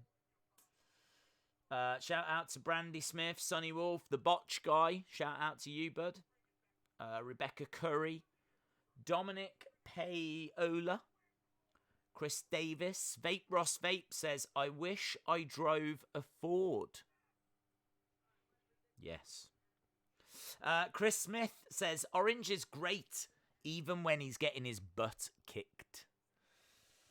Yeah, I mean, he was really selling then, and I think we can all agree that that match that he had against Pac was brilliant, you know, it was really good. And kind of, I think, took a lot of people by surprise.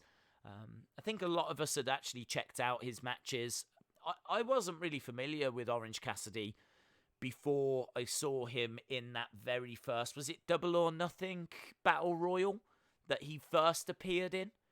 Like, literally when AEW was beginning.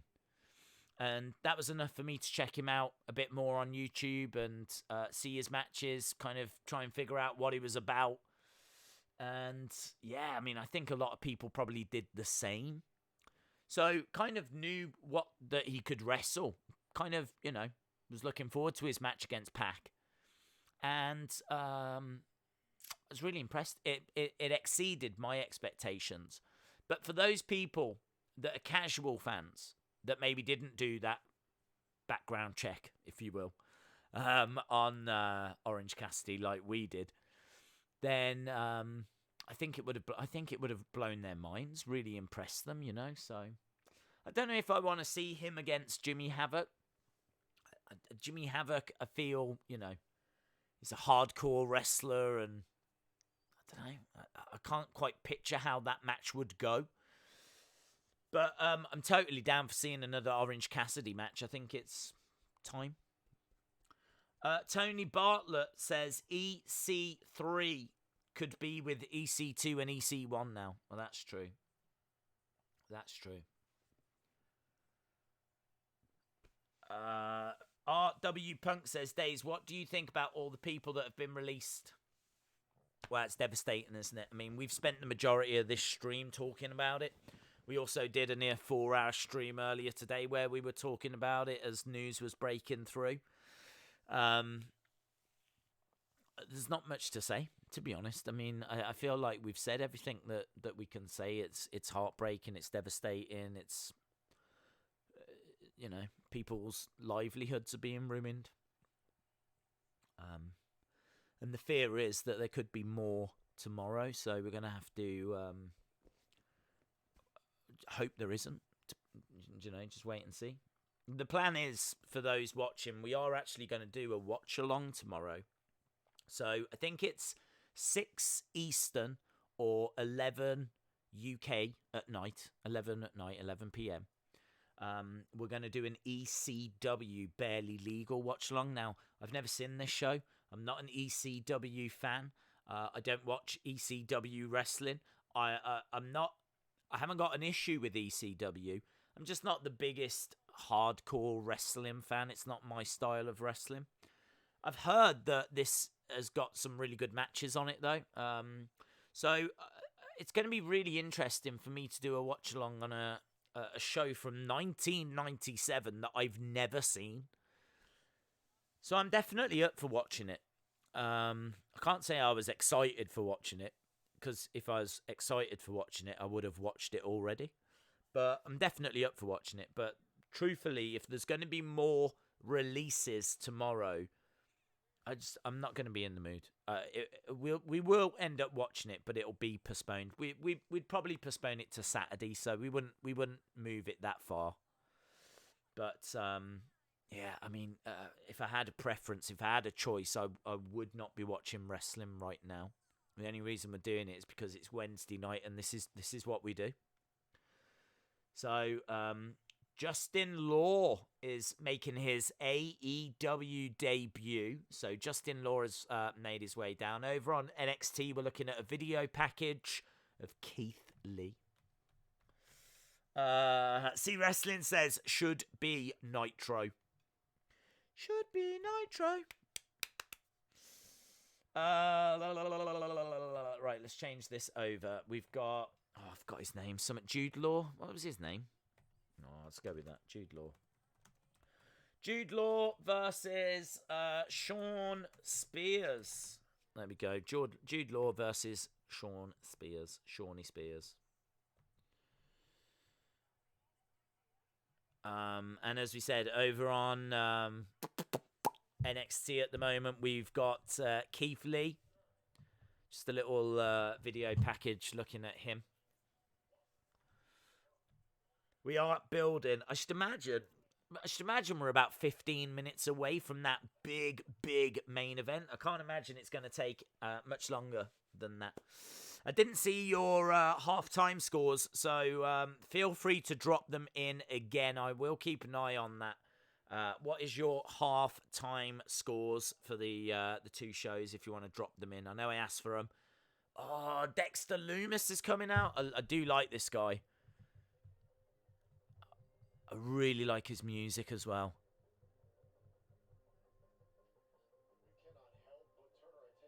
I really like this guy. So different. Yeah, I'm a fan. I'm a real big fan of this guy. Chalmers says NXT 4, AEW 6.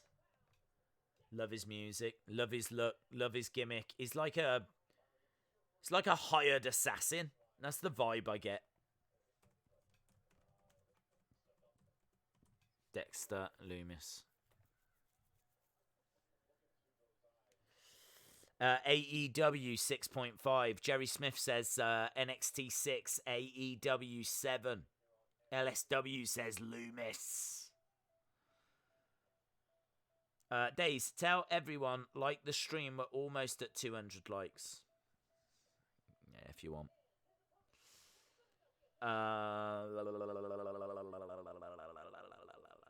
He's got crazy eyes. He has got crazy eyes. Who's Tahuti Miles? Didn't we see him the other day? Oh, yeah, he was on Raw.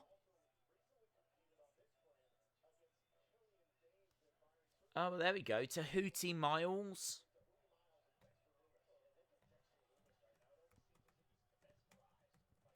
Well, I feel sorry for Tahuti Miles, because I can't see him winning this match. I love him, mate. Look, I love the black gloves that he's got as well. Love the moustache.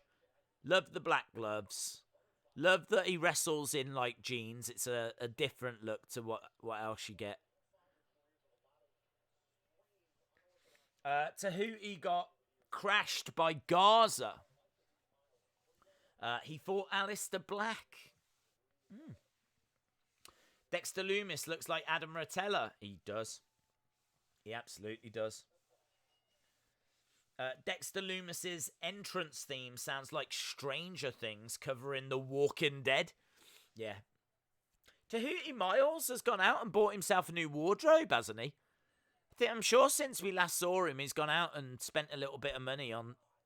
I don't know if I'd wrestle in that. Oh, in all fairness, I wouldn't wrestle in anything. I'd be nude. I more meant I wouldn't wrestle, full stop, but... well done to Shawn Spears. He beat Jude Law.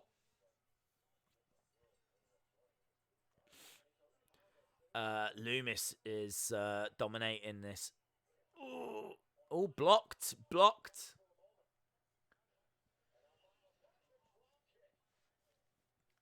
Dexter Lumis is Adam Rotella's brother. Yes. Days, I just like the stream. You're now at 200. Thank you, Randy. I watch every stream, says Tyler. Days, did they make an action figure of the Undertaker from Raw 25? Can't remember. Oh, Raw 25, wasn't that the Raw where the Undertaker came walking out at the Manhattan Center? Can't remember it being that special. He was dead, man, but I can't remember it being anything out the ordinary. I certainly don't remember looking at it thinking, wow, they need to make a figure of that Undertaker. Nice. Into this submission hold that he's got as well. Dexter Lumis, and there we go, look. Tahuti Miles having to tap and...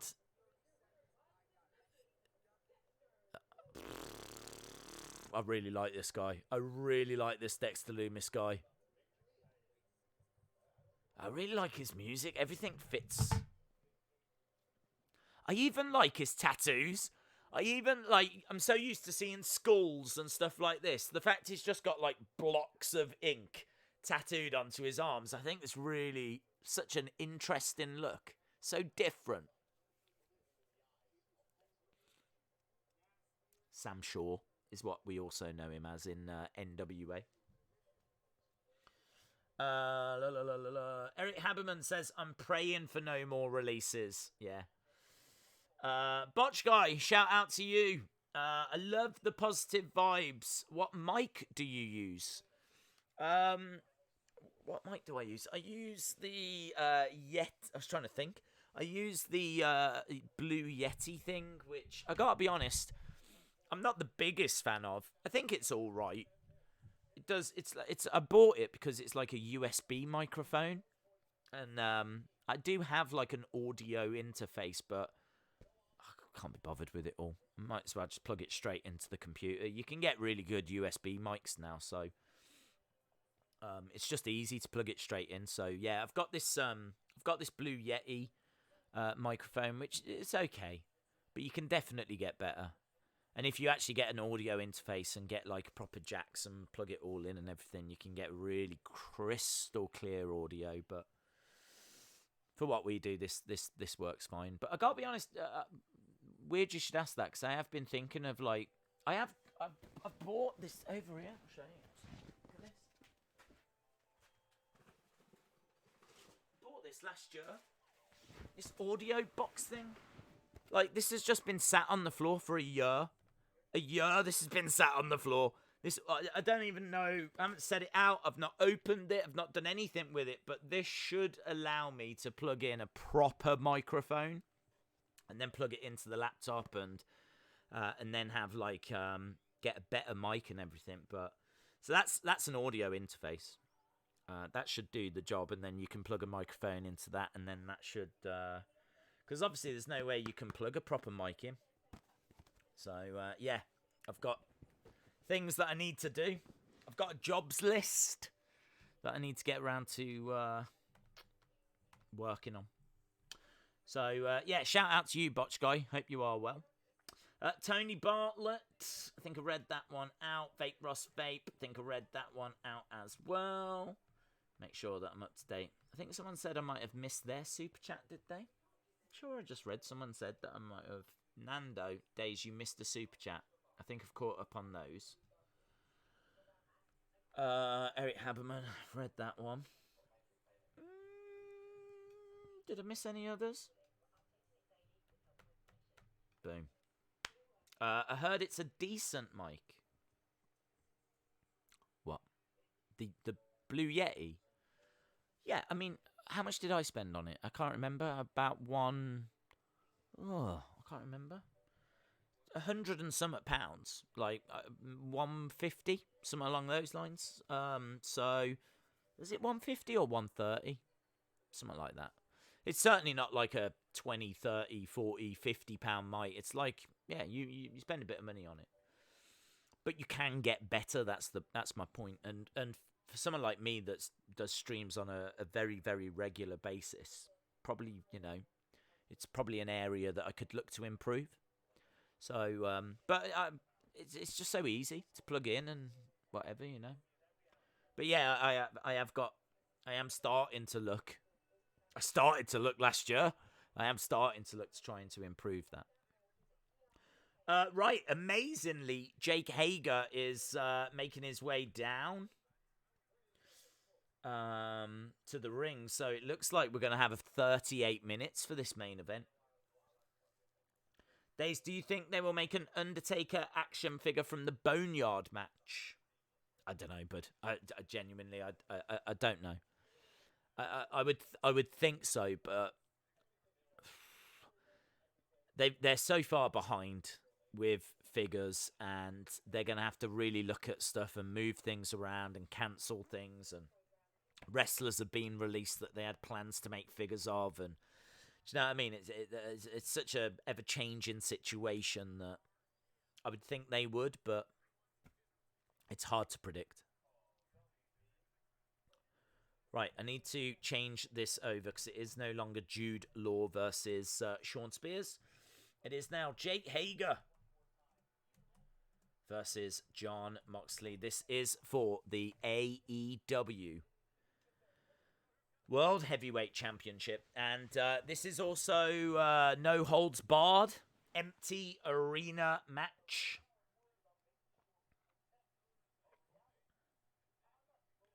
So here we go. This should be good. Jake Hager undefeated. We've on NXT got Adam Cole just talking in his back garden, I believe. Talking to or trying to address the Velveteen Dream. Jon Moxley making his way out. Hager already in the ring. You'd have to think that we're more than likely to see the rest of the Inner Circle at some point.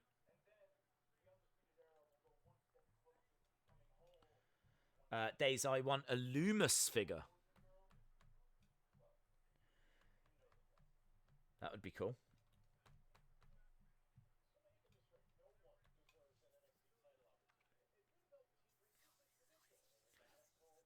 Right, we are underway with Moxley and Hager.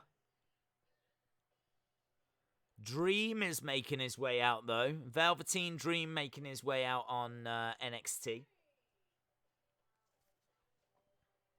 So, Moxley and Hager starting off in the ring. I didn't know if Hager might jump out and attack Moxley or something along those lines, but both have gone into the ring and started in the ring. Velveteen has come out and he's gone over to a little podium that's been set up with a microphone so that he can reply to Adam Cole. Dream coming out. Dream has come out. He's gone to a podium, yes. Days, my birthday is on Raw. Could you dedicate that stream to me? Dumb. Days, I don't think Rusev is going to be having a little bit of bubbly. Yeah, gutting news about him being released. Days, do you think tomorrow will be another sad day? I do fear it, Michael. Yes, I do fear it. I hope not. Right, we've still got 35 minutes. I'm amazed that we're already underway with this Hager-Moxley match. It certainly suggests that they're going to be giving them all this time, over half an hour.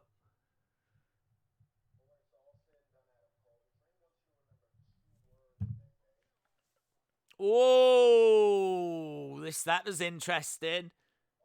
Velveteen Dream was talking, and right behind was Finn Balor. Dream turns around and he sees Finn Balor. He turns his back on Balor, which seems a really silly thing to do. I don't know you. I don't like you.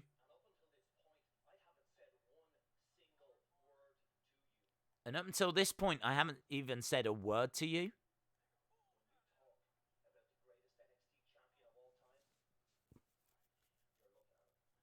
When you talk about the greatest NXT champion of all time, you're looking at him.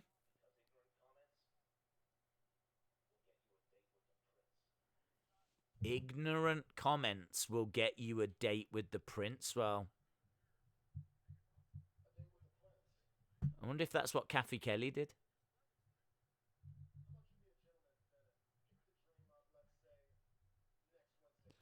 How about you be a gentleman and pick the Dream up next Wednesday night?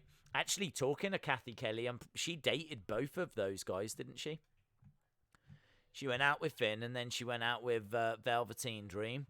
I wonder if they held off doing this feud until she had gone, because it might all been a little bit awkward, and I don't know. Just speaking out loud. Up next, Matt Riddle and question mark. The question mark is going to be taking part against the Undisputed Era. That's going to be for the Tag Team Championships. So that's what we've got coming up. We don't know who that person's going to be. But next week, we got the Velveteen Dream taking on Finn Balor. Over on AEW, we've got Jake Hager throwing some big knees into the midsection of Jon Moxley. NXT fired a serious shot for next week. Jake Hager versus Dean Ambrose. Elijah says, I wouldn't be surprised that the former WWE superstars end up in AEW. Carlton Harris says, Days, I'm a musician in my 10th year and I really love the channel. I'd love to make some music for the channel, like an intro or even background music if you need it.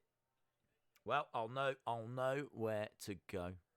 We don't tend to have intros or anything like that. And plus also, could you imagine if we did background music throughout a whole stream? Drive people insane. Well, some of our streams can last 7 hours. Can you do a piece of music that's 7 hours long? Either that, or we're just going to keep looping like a 2-minute clip just over and over and over. Baby shark, May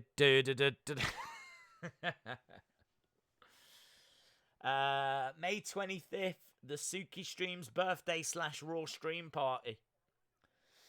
Chalmers says, Days, can a ref stoppage stop a no holds barred match? Yeah. A ref stoppage is the same as like a submission. So any match where a submission would count would be the same as a ref stoppage. So yeah.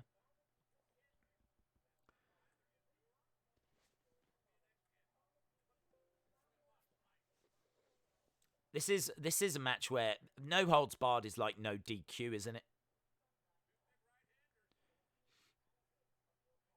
But if the referee feels that one of the participants just cannot continue, is not responsive, then they have a duty of care to end the match on their behalf. It's a finish that I like. I am a fan of ref stoppages. I mean, forget the Fiend Seth debacle, okay? Ref stoppages are can be quite good, dramatic.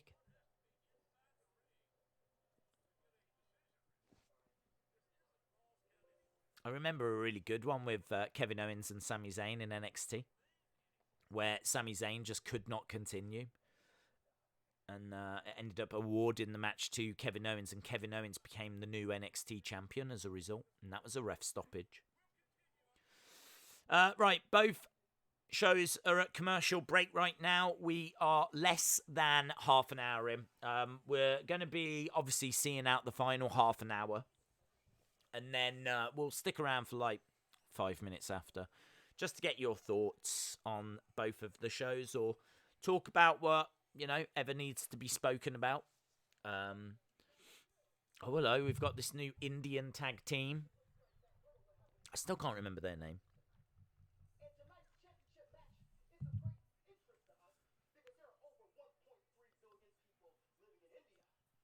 There are...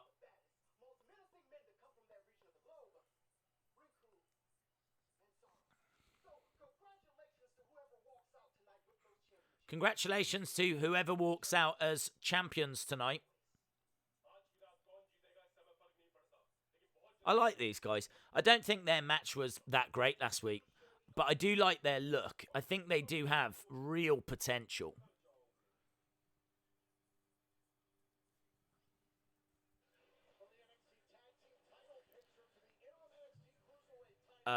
Drake Maverick next week.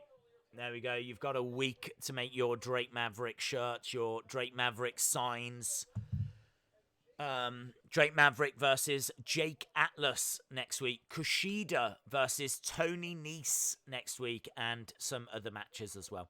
Shotzi Blackheart and Tegan Nox taking on Dakota Kai and Raquel Gonzalez. So, tag match. Fine with that. I think after what we've seen this week, that makes sense. And here comes the Undisputed Era. Days, my mate Matthew Denton is watching you for the first time. Can I get a shout out? Sure. Shout out to Michael and Matthew. Shout out to you guys. Undisputed Era making their way out. Just Roderick Strong and Bobby Fish, actually. I don't know where Kyle O'Reilly is. Is Kyle O'Reilly injured? It's not normally these two. It's an unusual pairing. Okay. Bobby Fish and Roderick Strong. And obviously we're about to see Matt Riddle, but who is going to be his partner? Boom.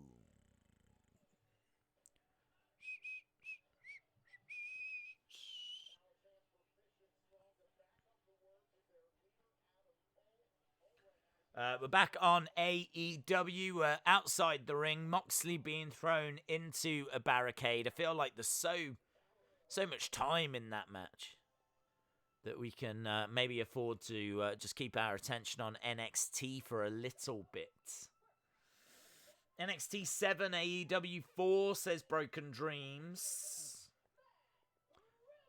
Matt Riddle with both the belts.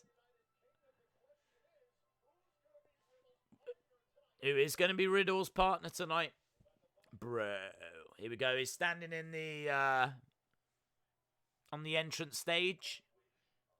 And there's a message by Pete Dunne. Pete Dunne says it's not possible.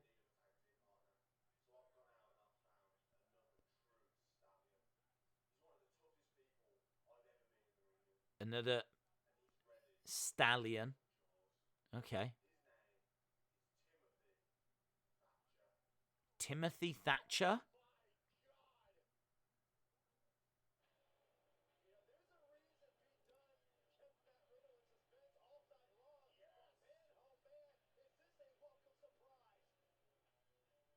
Timothy Thatcher. No messing around by Timothy Thatcher. Why does that name ring a bell? Why does Timothy Thatcher ring a bell?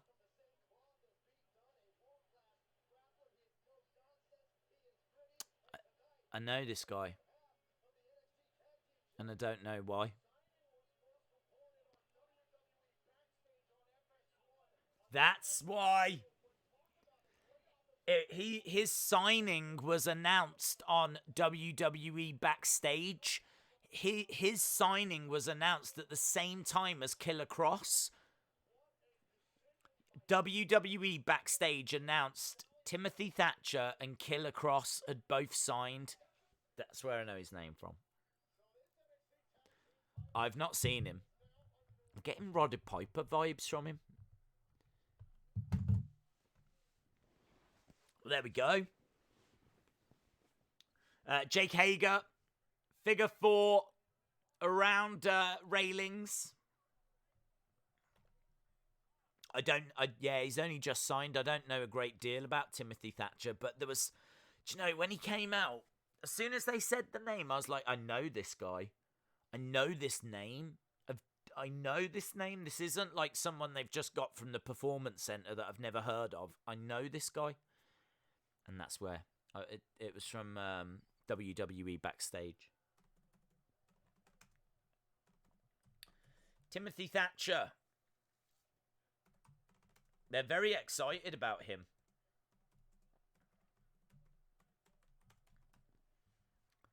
Maybe not the most exciting name in the world for people, but I do like that about NXT. The fact that they've got these just great wrestlers. They've just got these great wrestlers that they can just bring in when they need to. So here we go, Timothy Thatcher. We're going to see what he's all about. If you're a fan of wrestling, I would say this is quite an exciting thing. So, we've got 23 minutes to go. 23 minutes to go, and Moxley and Hager are fighting, obviously, out in a completely empty arena right now. Moxley shaping up for a DDT on the outside. No. Hurling Hager into railings, but Hager reversing, and it's actually Moxley that goes into the railings. Both of these matches are championship matches. So over on AEW, that is for the AEW World Championship. On NXT, we've got an NXT Tag Team Championship match. Days, isn't Killer Cross from TNA? I believe he has worked in Impact, yes. I think he's also done some work with MLW as well. Days, I thought Tommaso Ciampa was on here tonight. I don't believe so. John Elite says Timothy Thatcher is one SOB. I'm hyped for Timothy Thatcher. I'm really looking forward to seeing him.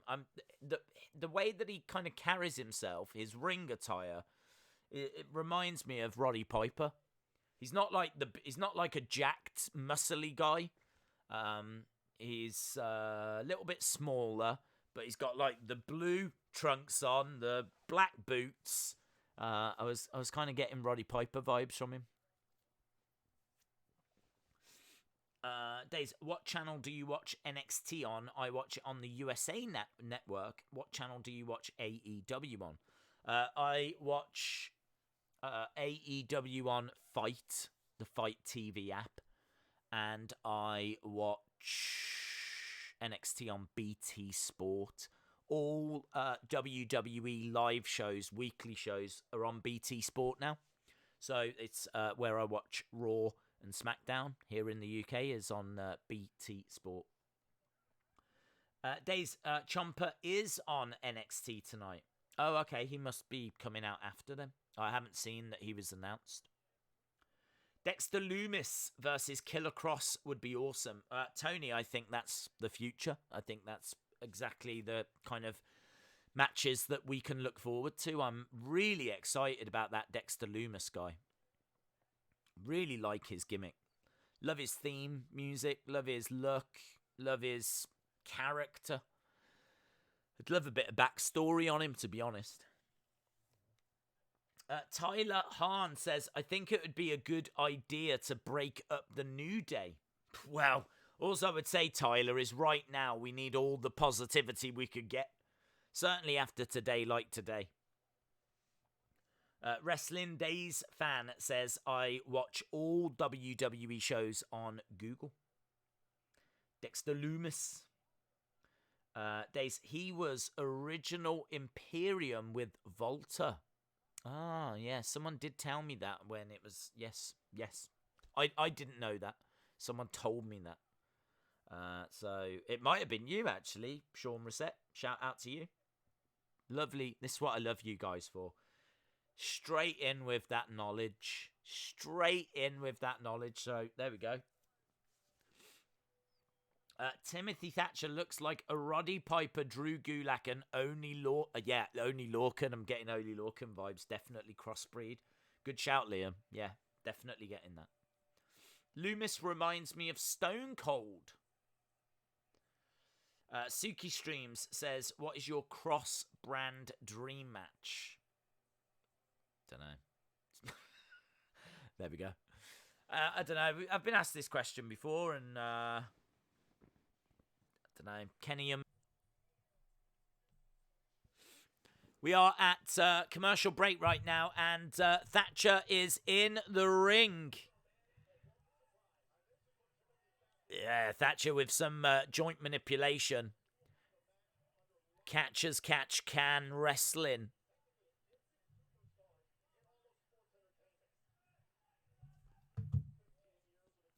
"15 years of experience for Timothy Thatcher.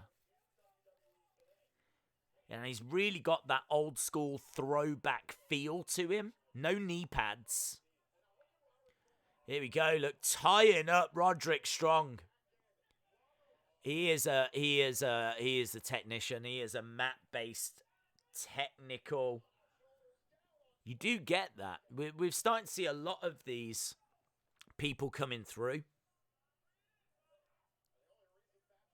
Proper wrestler.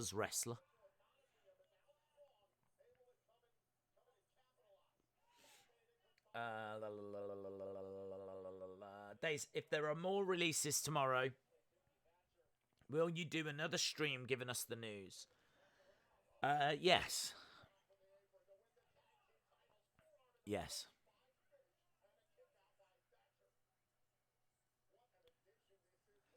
AEW has gone to commercial break, so there's nothing happening there.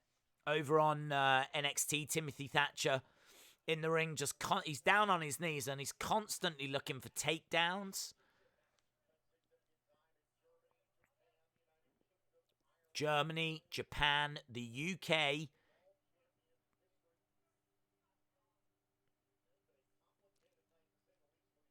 Fascinating. It's really, you know, I do love NXT for this. Introducing us to people like this. He's got a great look. He spends. Have you noticed he is absolutely mat based? He's been down on his knees. I can't remember. I can't remember what he looks like standing up. Since he got in there, he's been down on the mat, literally doing groundwork. Oh, big knee into the side of the body of Bobby Fit, into the back as well.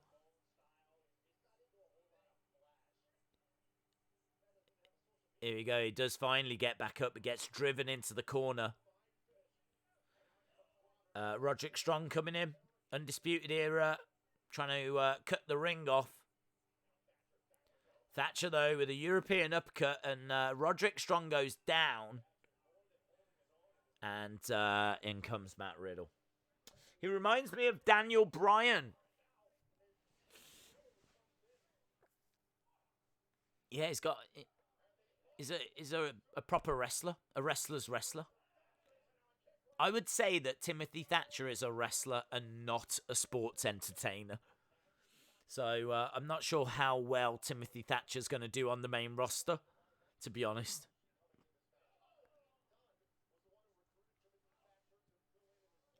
It's a fun isolation game. Kyle O'Reilly is injured. Anyone else think that Hulk Hogan was actually Mr. Wrestler, Mr. America this whole time? Hello, Rusty Shackelford. I would have thought that the Spider would have taken care of before the releases. Days, what happened to Pete Dunne? He is stuck in the UK. Right, here we go. Moxley and Hager back into the ring. Moxley down. Hager looking for an ankle lock. Roll over by Moxley. Nice counter. Duck underneath. Back elbow by Hager. Back elbow again. Kick to the midsection. Boom.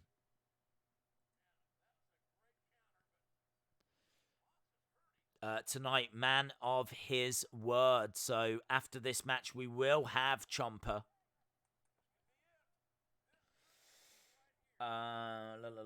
Days. Finn Balor would be a good member for the Undisputed Era, says Rebecca Curry.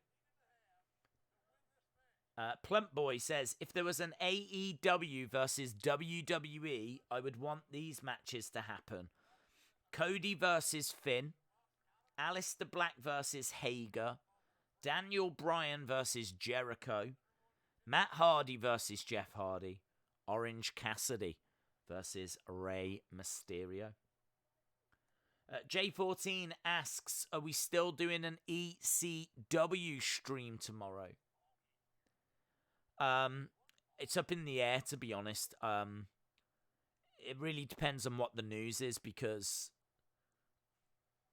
I don't know what's going to happen.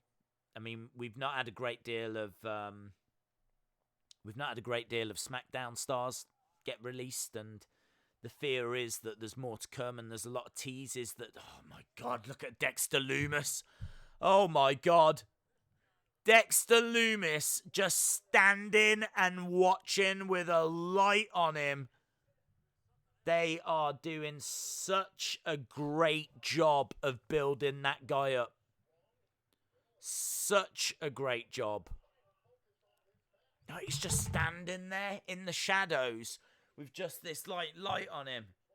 And he's just staring and watching the Undisputed Era. Wow. Very cool. Shane Cowley. Thank you very much, my friend. That's very, very kind. Days, I don't know that you've heard, but both New York City and LA have announced no large-scale gatherings until next year.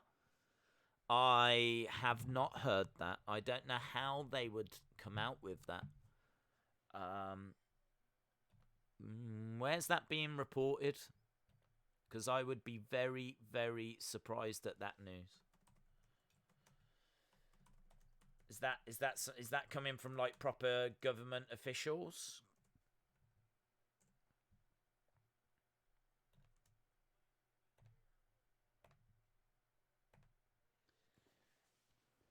I mean, look, maybe this is what WWE knew was coming, because we know that Linda's got great relationship with the Trump administration. We know that Vince is now being consulted by Donald Trump, so they've obviously got, connections in high places. Maybe they heard this news. Maybe they've looked at it and know that they're not going to have crowds for the rest of 2020. I mean, we're sat here in the middle of April. What if this is going to be true for the whole country? And they've looked at it, and that's why they're taking the drastic steps that they're taking right now. I don't know. But that's the first I've heard of that. If that's true, that is... I can't even fathom it. Let's put it that way. If that's true, I can't even fathom it. T. Fu Samuels .vibin. Shout out to you. Thank you for the support, my friend. And I put a thank you, Shane, at the bottom of the screen as well. That's such a kind donation. Really appreciate the support. JN says, no crowd larger than 8 to 10,000.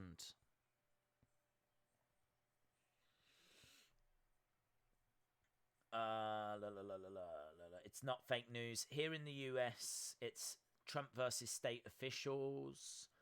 Days, I live in New York. They didn't say that. It's not final. Okay.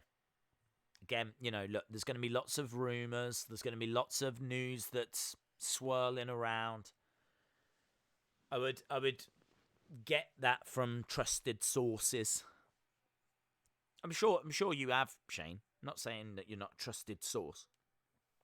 I don't know where you've got it from. Let us know where you've heard it. But there's a lot of stuff out there that's, being exaggerated, and I mean, we saw it earlier with the whole stream with wrestlers as, you know, the news was coming through of their release, and there was just people coming out with every name you could imagine. There was people saying Randy Orton had been let go and Nakamura had been let go. And Days, do you think they will still put the NXT title on the Dream even with Balor inserted in there? It could be that the Dream gets the better of Balor, really to prove that he is at that level, you know, just kind of getting him ready for Adam Cole. So I suppose, if anything, what's just happened makes me more convinced that they are looking to go in that direction. We've got 8 minutes left, my friends. Whatever's going to happen with Ciampa and Gargano is going to be quick. Days, it is true. It was announced by the LA Mayor. Well, there we go. I've not seen that yet. Days, you should stream as a heel. Phoebin, right now, the whole world is being a heel. The coronavirus is all the heel we need.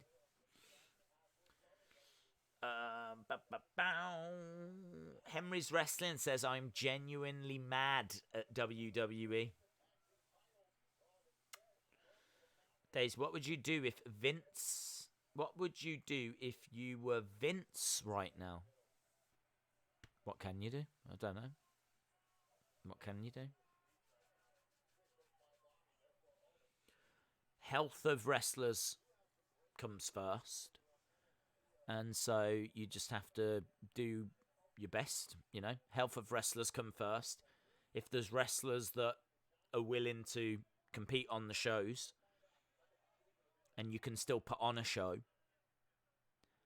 I mean, in these circumstances, you can't be making people attend. I don't believe that in doing that. But it's difficult because I think a lot of wrestlers would want to compete, to be honest. I think a lot of wrestlers would want, because this is national TV. This is massive exposure for them. Do you know what I mean? Like, this, it's a hard thing to pass up. I mean, maybe they would be saying no if these were house shows. I mean, obviously there wouldn't even be house shows, but if they were shows that were on regional TV or something, I don't know. But this isn't just national. This is I'm sitting here in the UK watching this. So, do you know what I mean? Like, exposure and what it does for their own personal brands. I suppose it's a difficult thing for them to say no to as well. Nice snap suplex by Bobby Fish. And again, we've got 5 minutes to go. I don't know how they're going to fit this in unless if it's going to be an overrun. Hager to the outside. Kick to the midsection. Boom. Moxley holding on as well. Middle of the ring on Hager.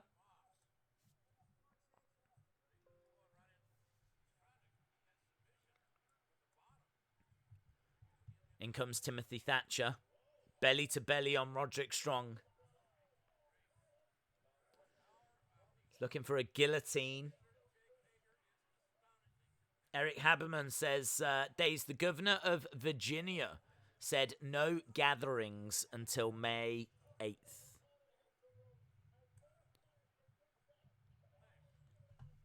Uppercut by Timothy Thatcher. He's doing some good work here, Timothy Thatcher. I think he's looked quite impressive.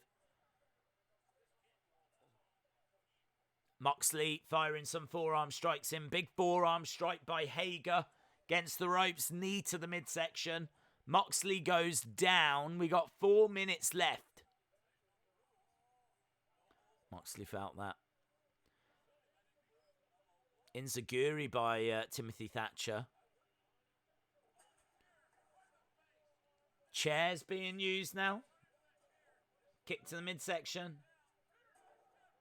Paradigm shift onto a chair.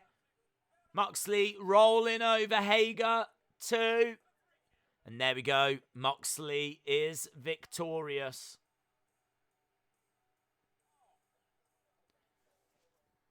That was a war, man. I mean, they wrestled for over half an hour there. Fair play to them.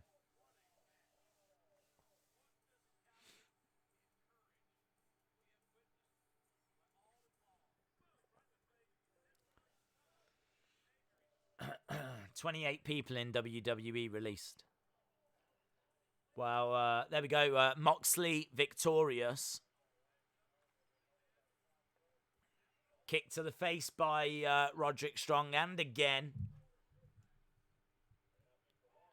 In comes Bobby Fish. Fish against the ropes. Thatcher down. 1, 2. Kick out by Thatcher. Hard to know which way this is going to go. I'm guessing there is an overrun. There's got to be an overrun. Matt Riddle down on the outside. Thatcher. Uppercut.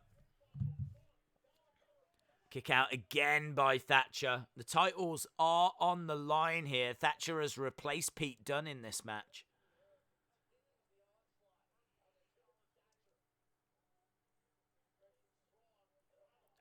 Oh, spear by Riddle. Knee strike by Strong. Forearm strike by Thatcher. European uppercut. Nice. Oh, there we go. Thatcher with the armbar. There we go. Thatcher picking up the win.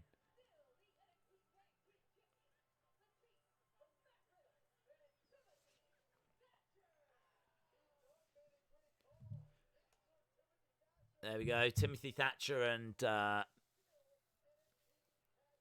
Matt Riddle. Does this, I mean, on his record now, does this class him as a NXT Tag Team Champ? I don't know. He's standing in for Pete Dunne, isn't he? He didn't win it, but he is currently holding it. I don't know. Actually don't know how that works. Does anyone know? Is he going to be... Well, he's just won this match. So I'd imagine he is. It's not a bad debut, is it?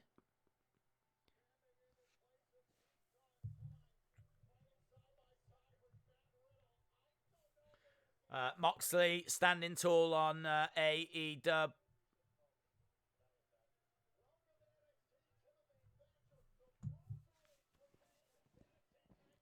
Days, what time is the stream tomorrow? I'm not too sure yet.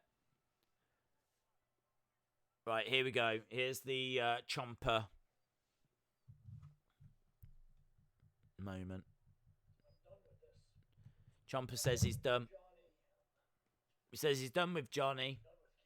He's done with Candice.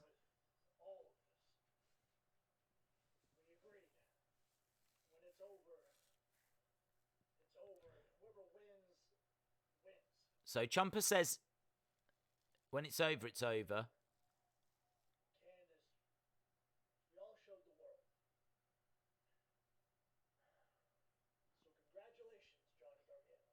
Congratulations, Johnny.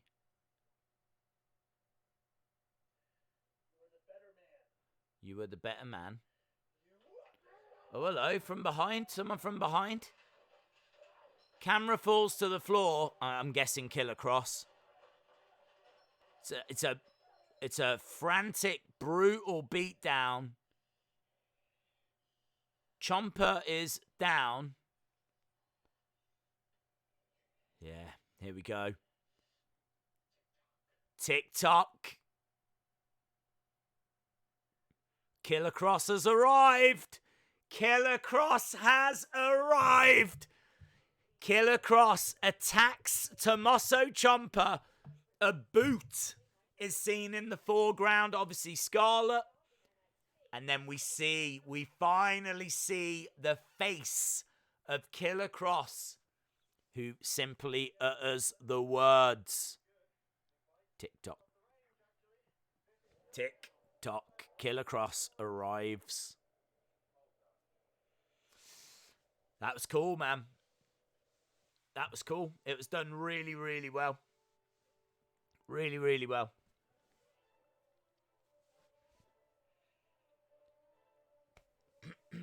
Get your scores in. what did you think about both shows? I'm personally not going to score them. I'm not going to score them because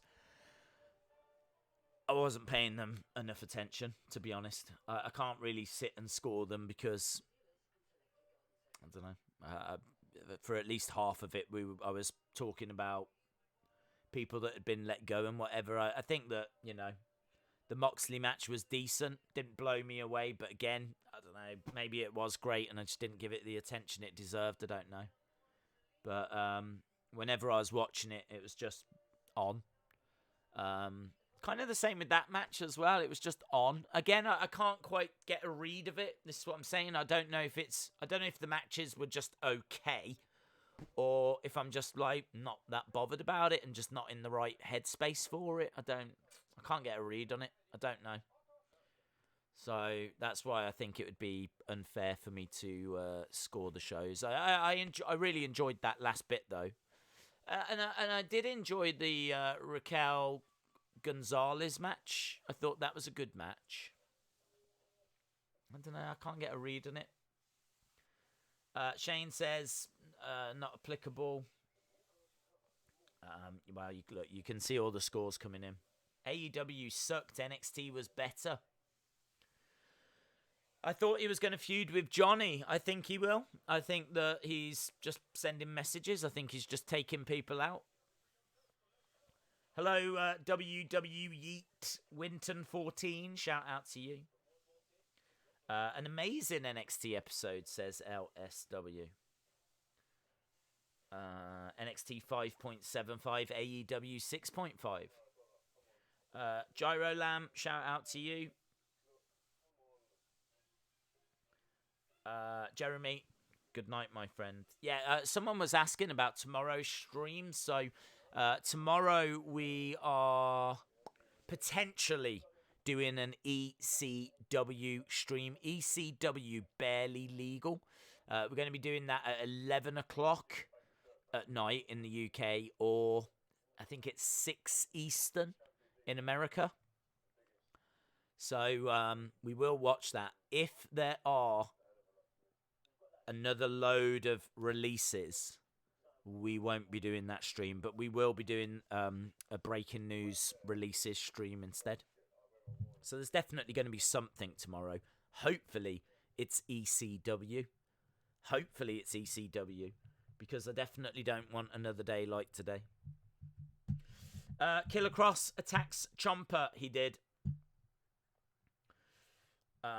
Good night, everyone. I'd like to see Killer Cross versus Ciampa. Yes. Look, I think we're done. There's not. I know normally we stick around for half an hour after, but as I said, I'm not sure any of us are really in the mood, and I feel like we've been quite interactive in the chat, maybe to the detriment of watching NXT and AEW, but at least we still streamed it, at least we were still here for it, and I still greatly appreciate you guys joining us as well. So, yeah, look, tomorrow is another day. Hopefully tomorrow is a better day, and we will hopefully be watching ECW watch along on the network. If not, and there are going to be more releases, and as I've said, I am concerned about the fact that we've not had many SmackDown superstars released or NXT talent by the looks of it. Makes me think that there could be more on the way. Then yes, we will be doing another breaking news stream. So if you're not subscribed to the channel, hit the subscribe. Make sure that you join us. If and when that happens, then it could drop at any time, of course. So yeah, just if you subscribe, then you'll know. Right, awesome. Thanks a lot, guys. Really appreciate the support, and I'll see you tomorrow, hopefully for ECW. Bye for now.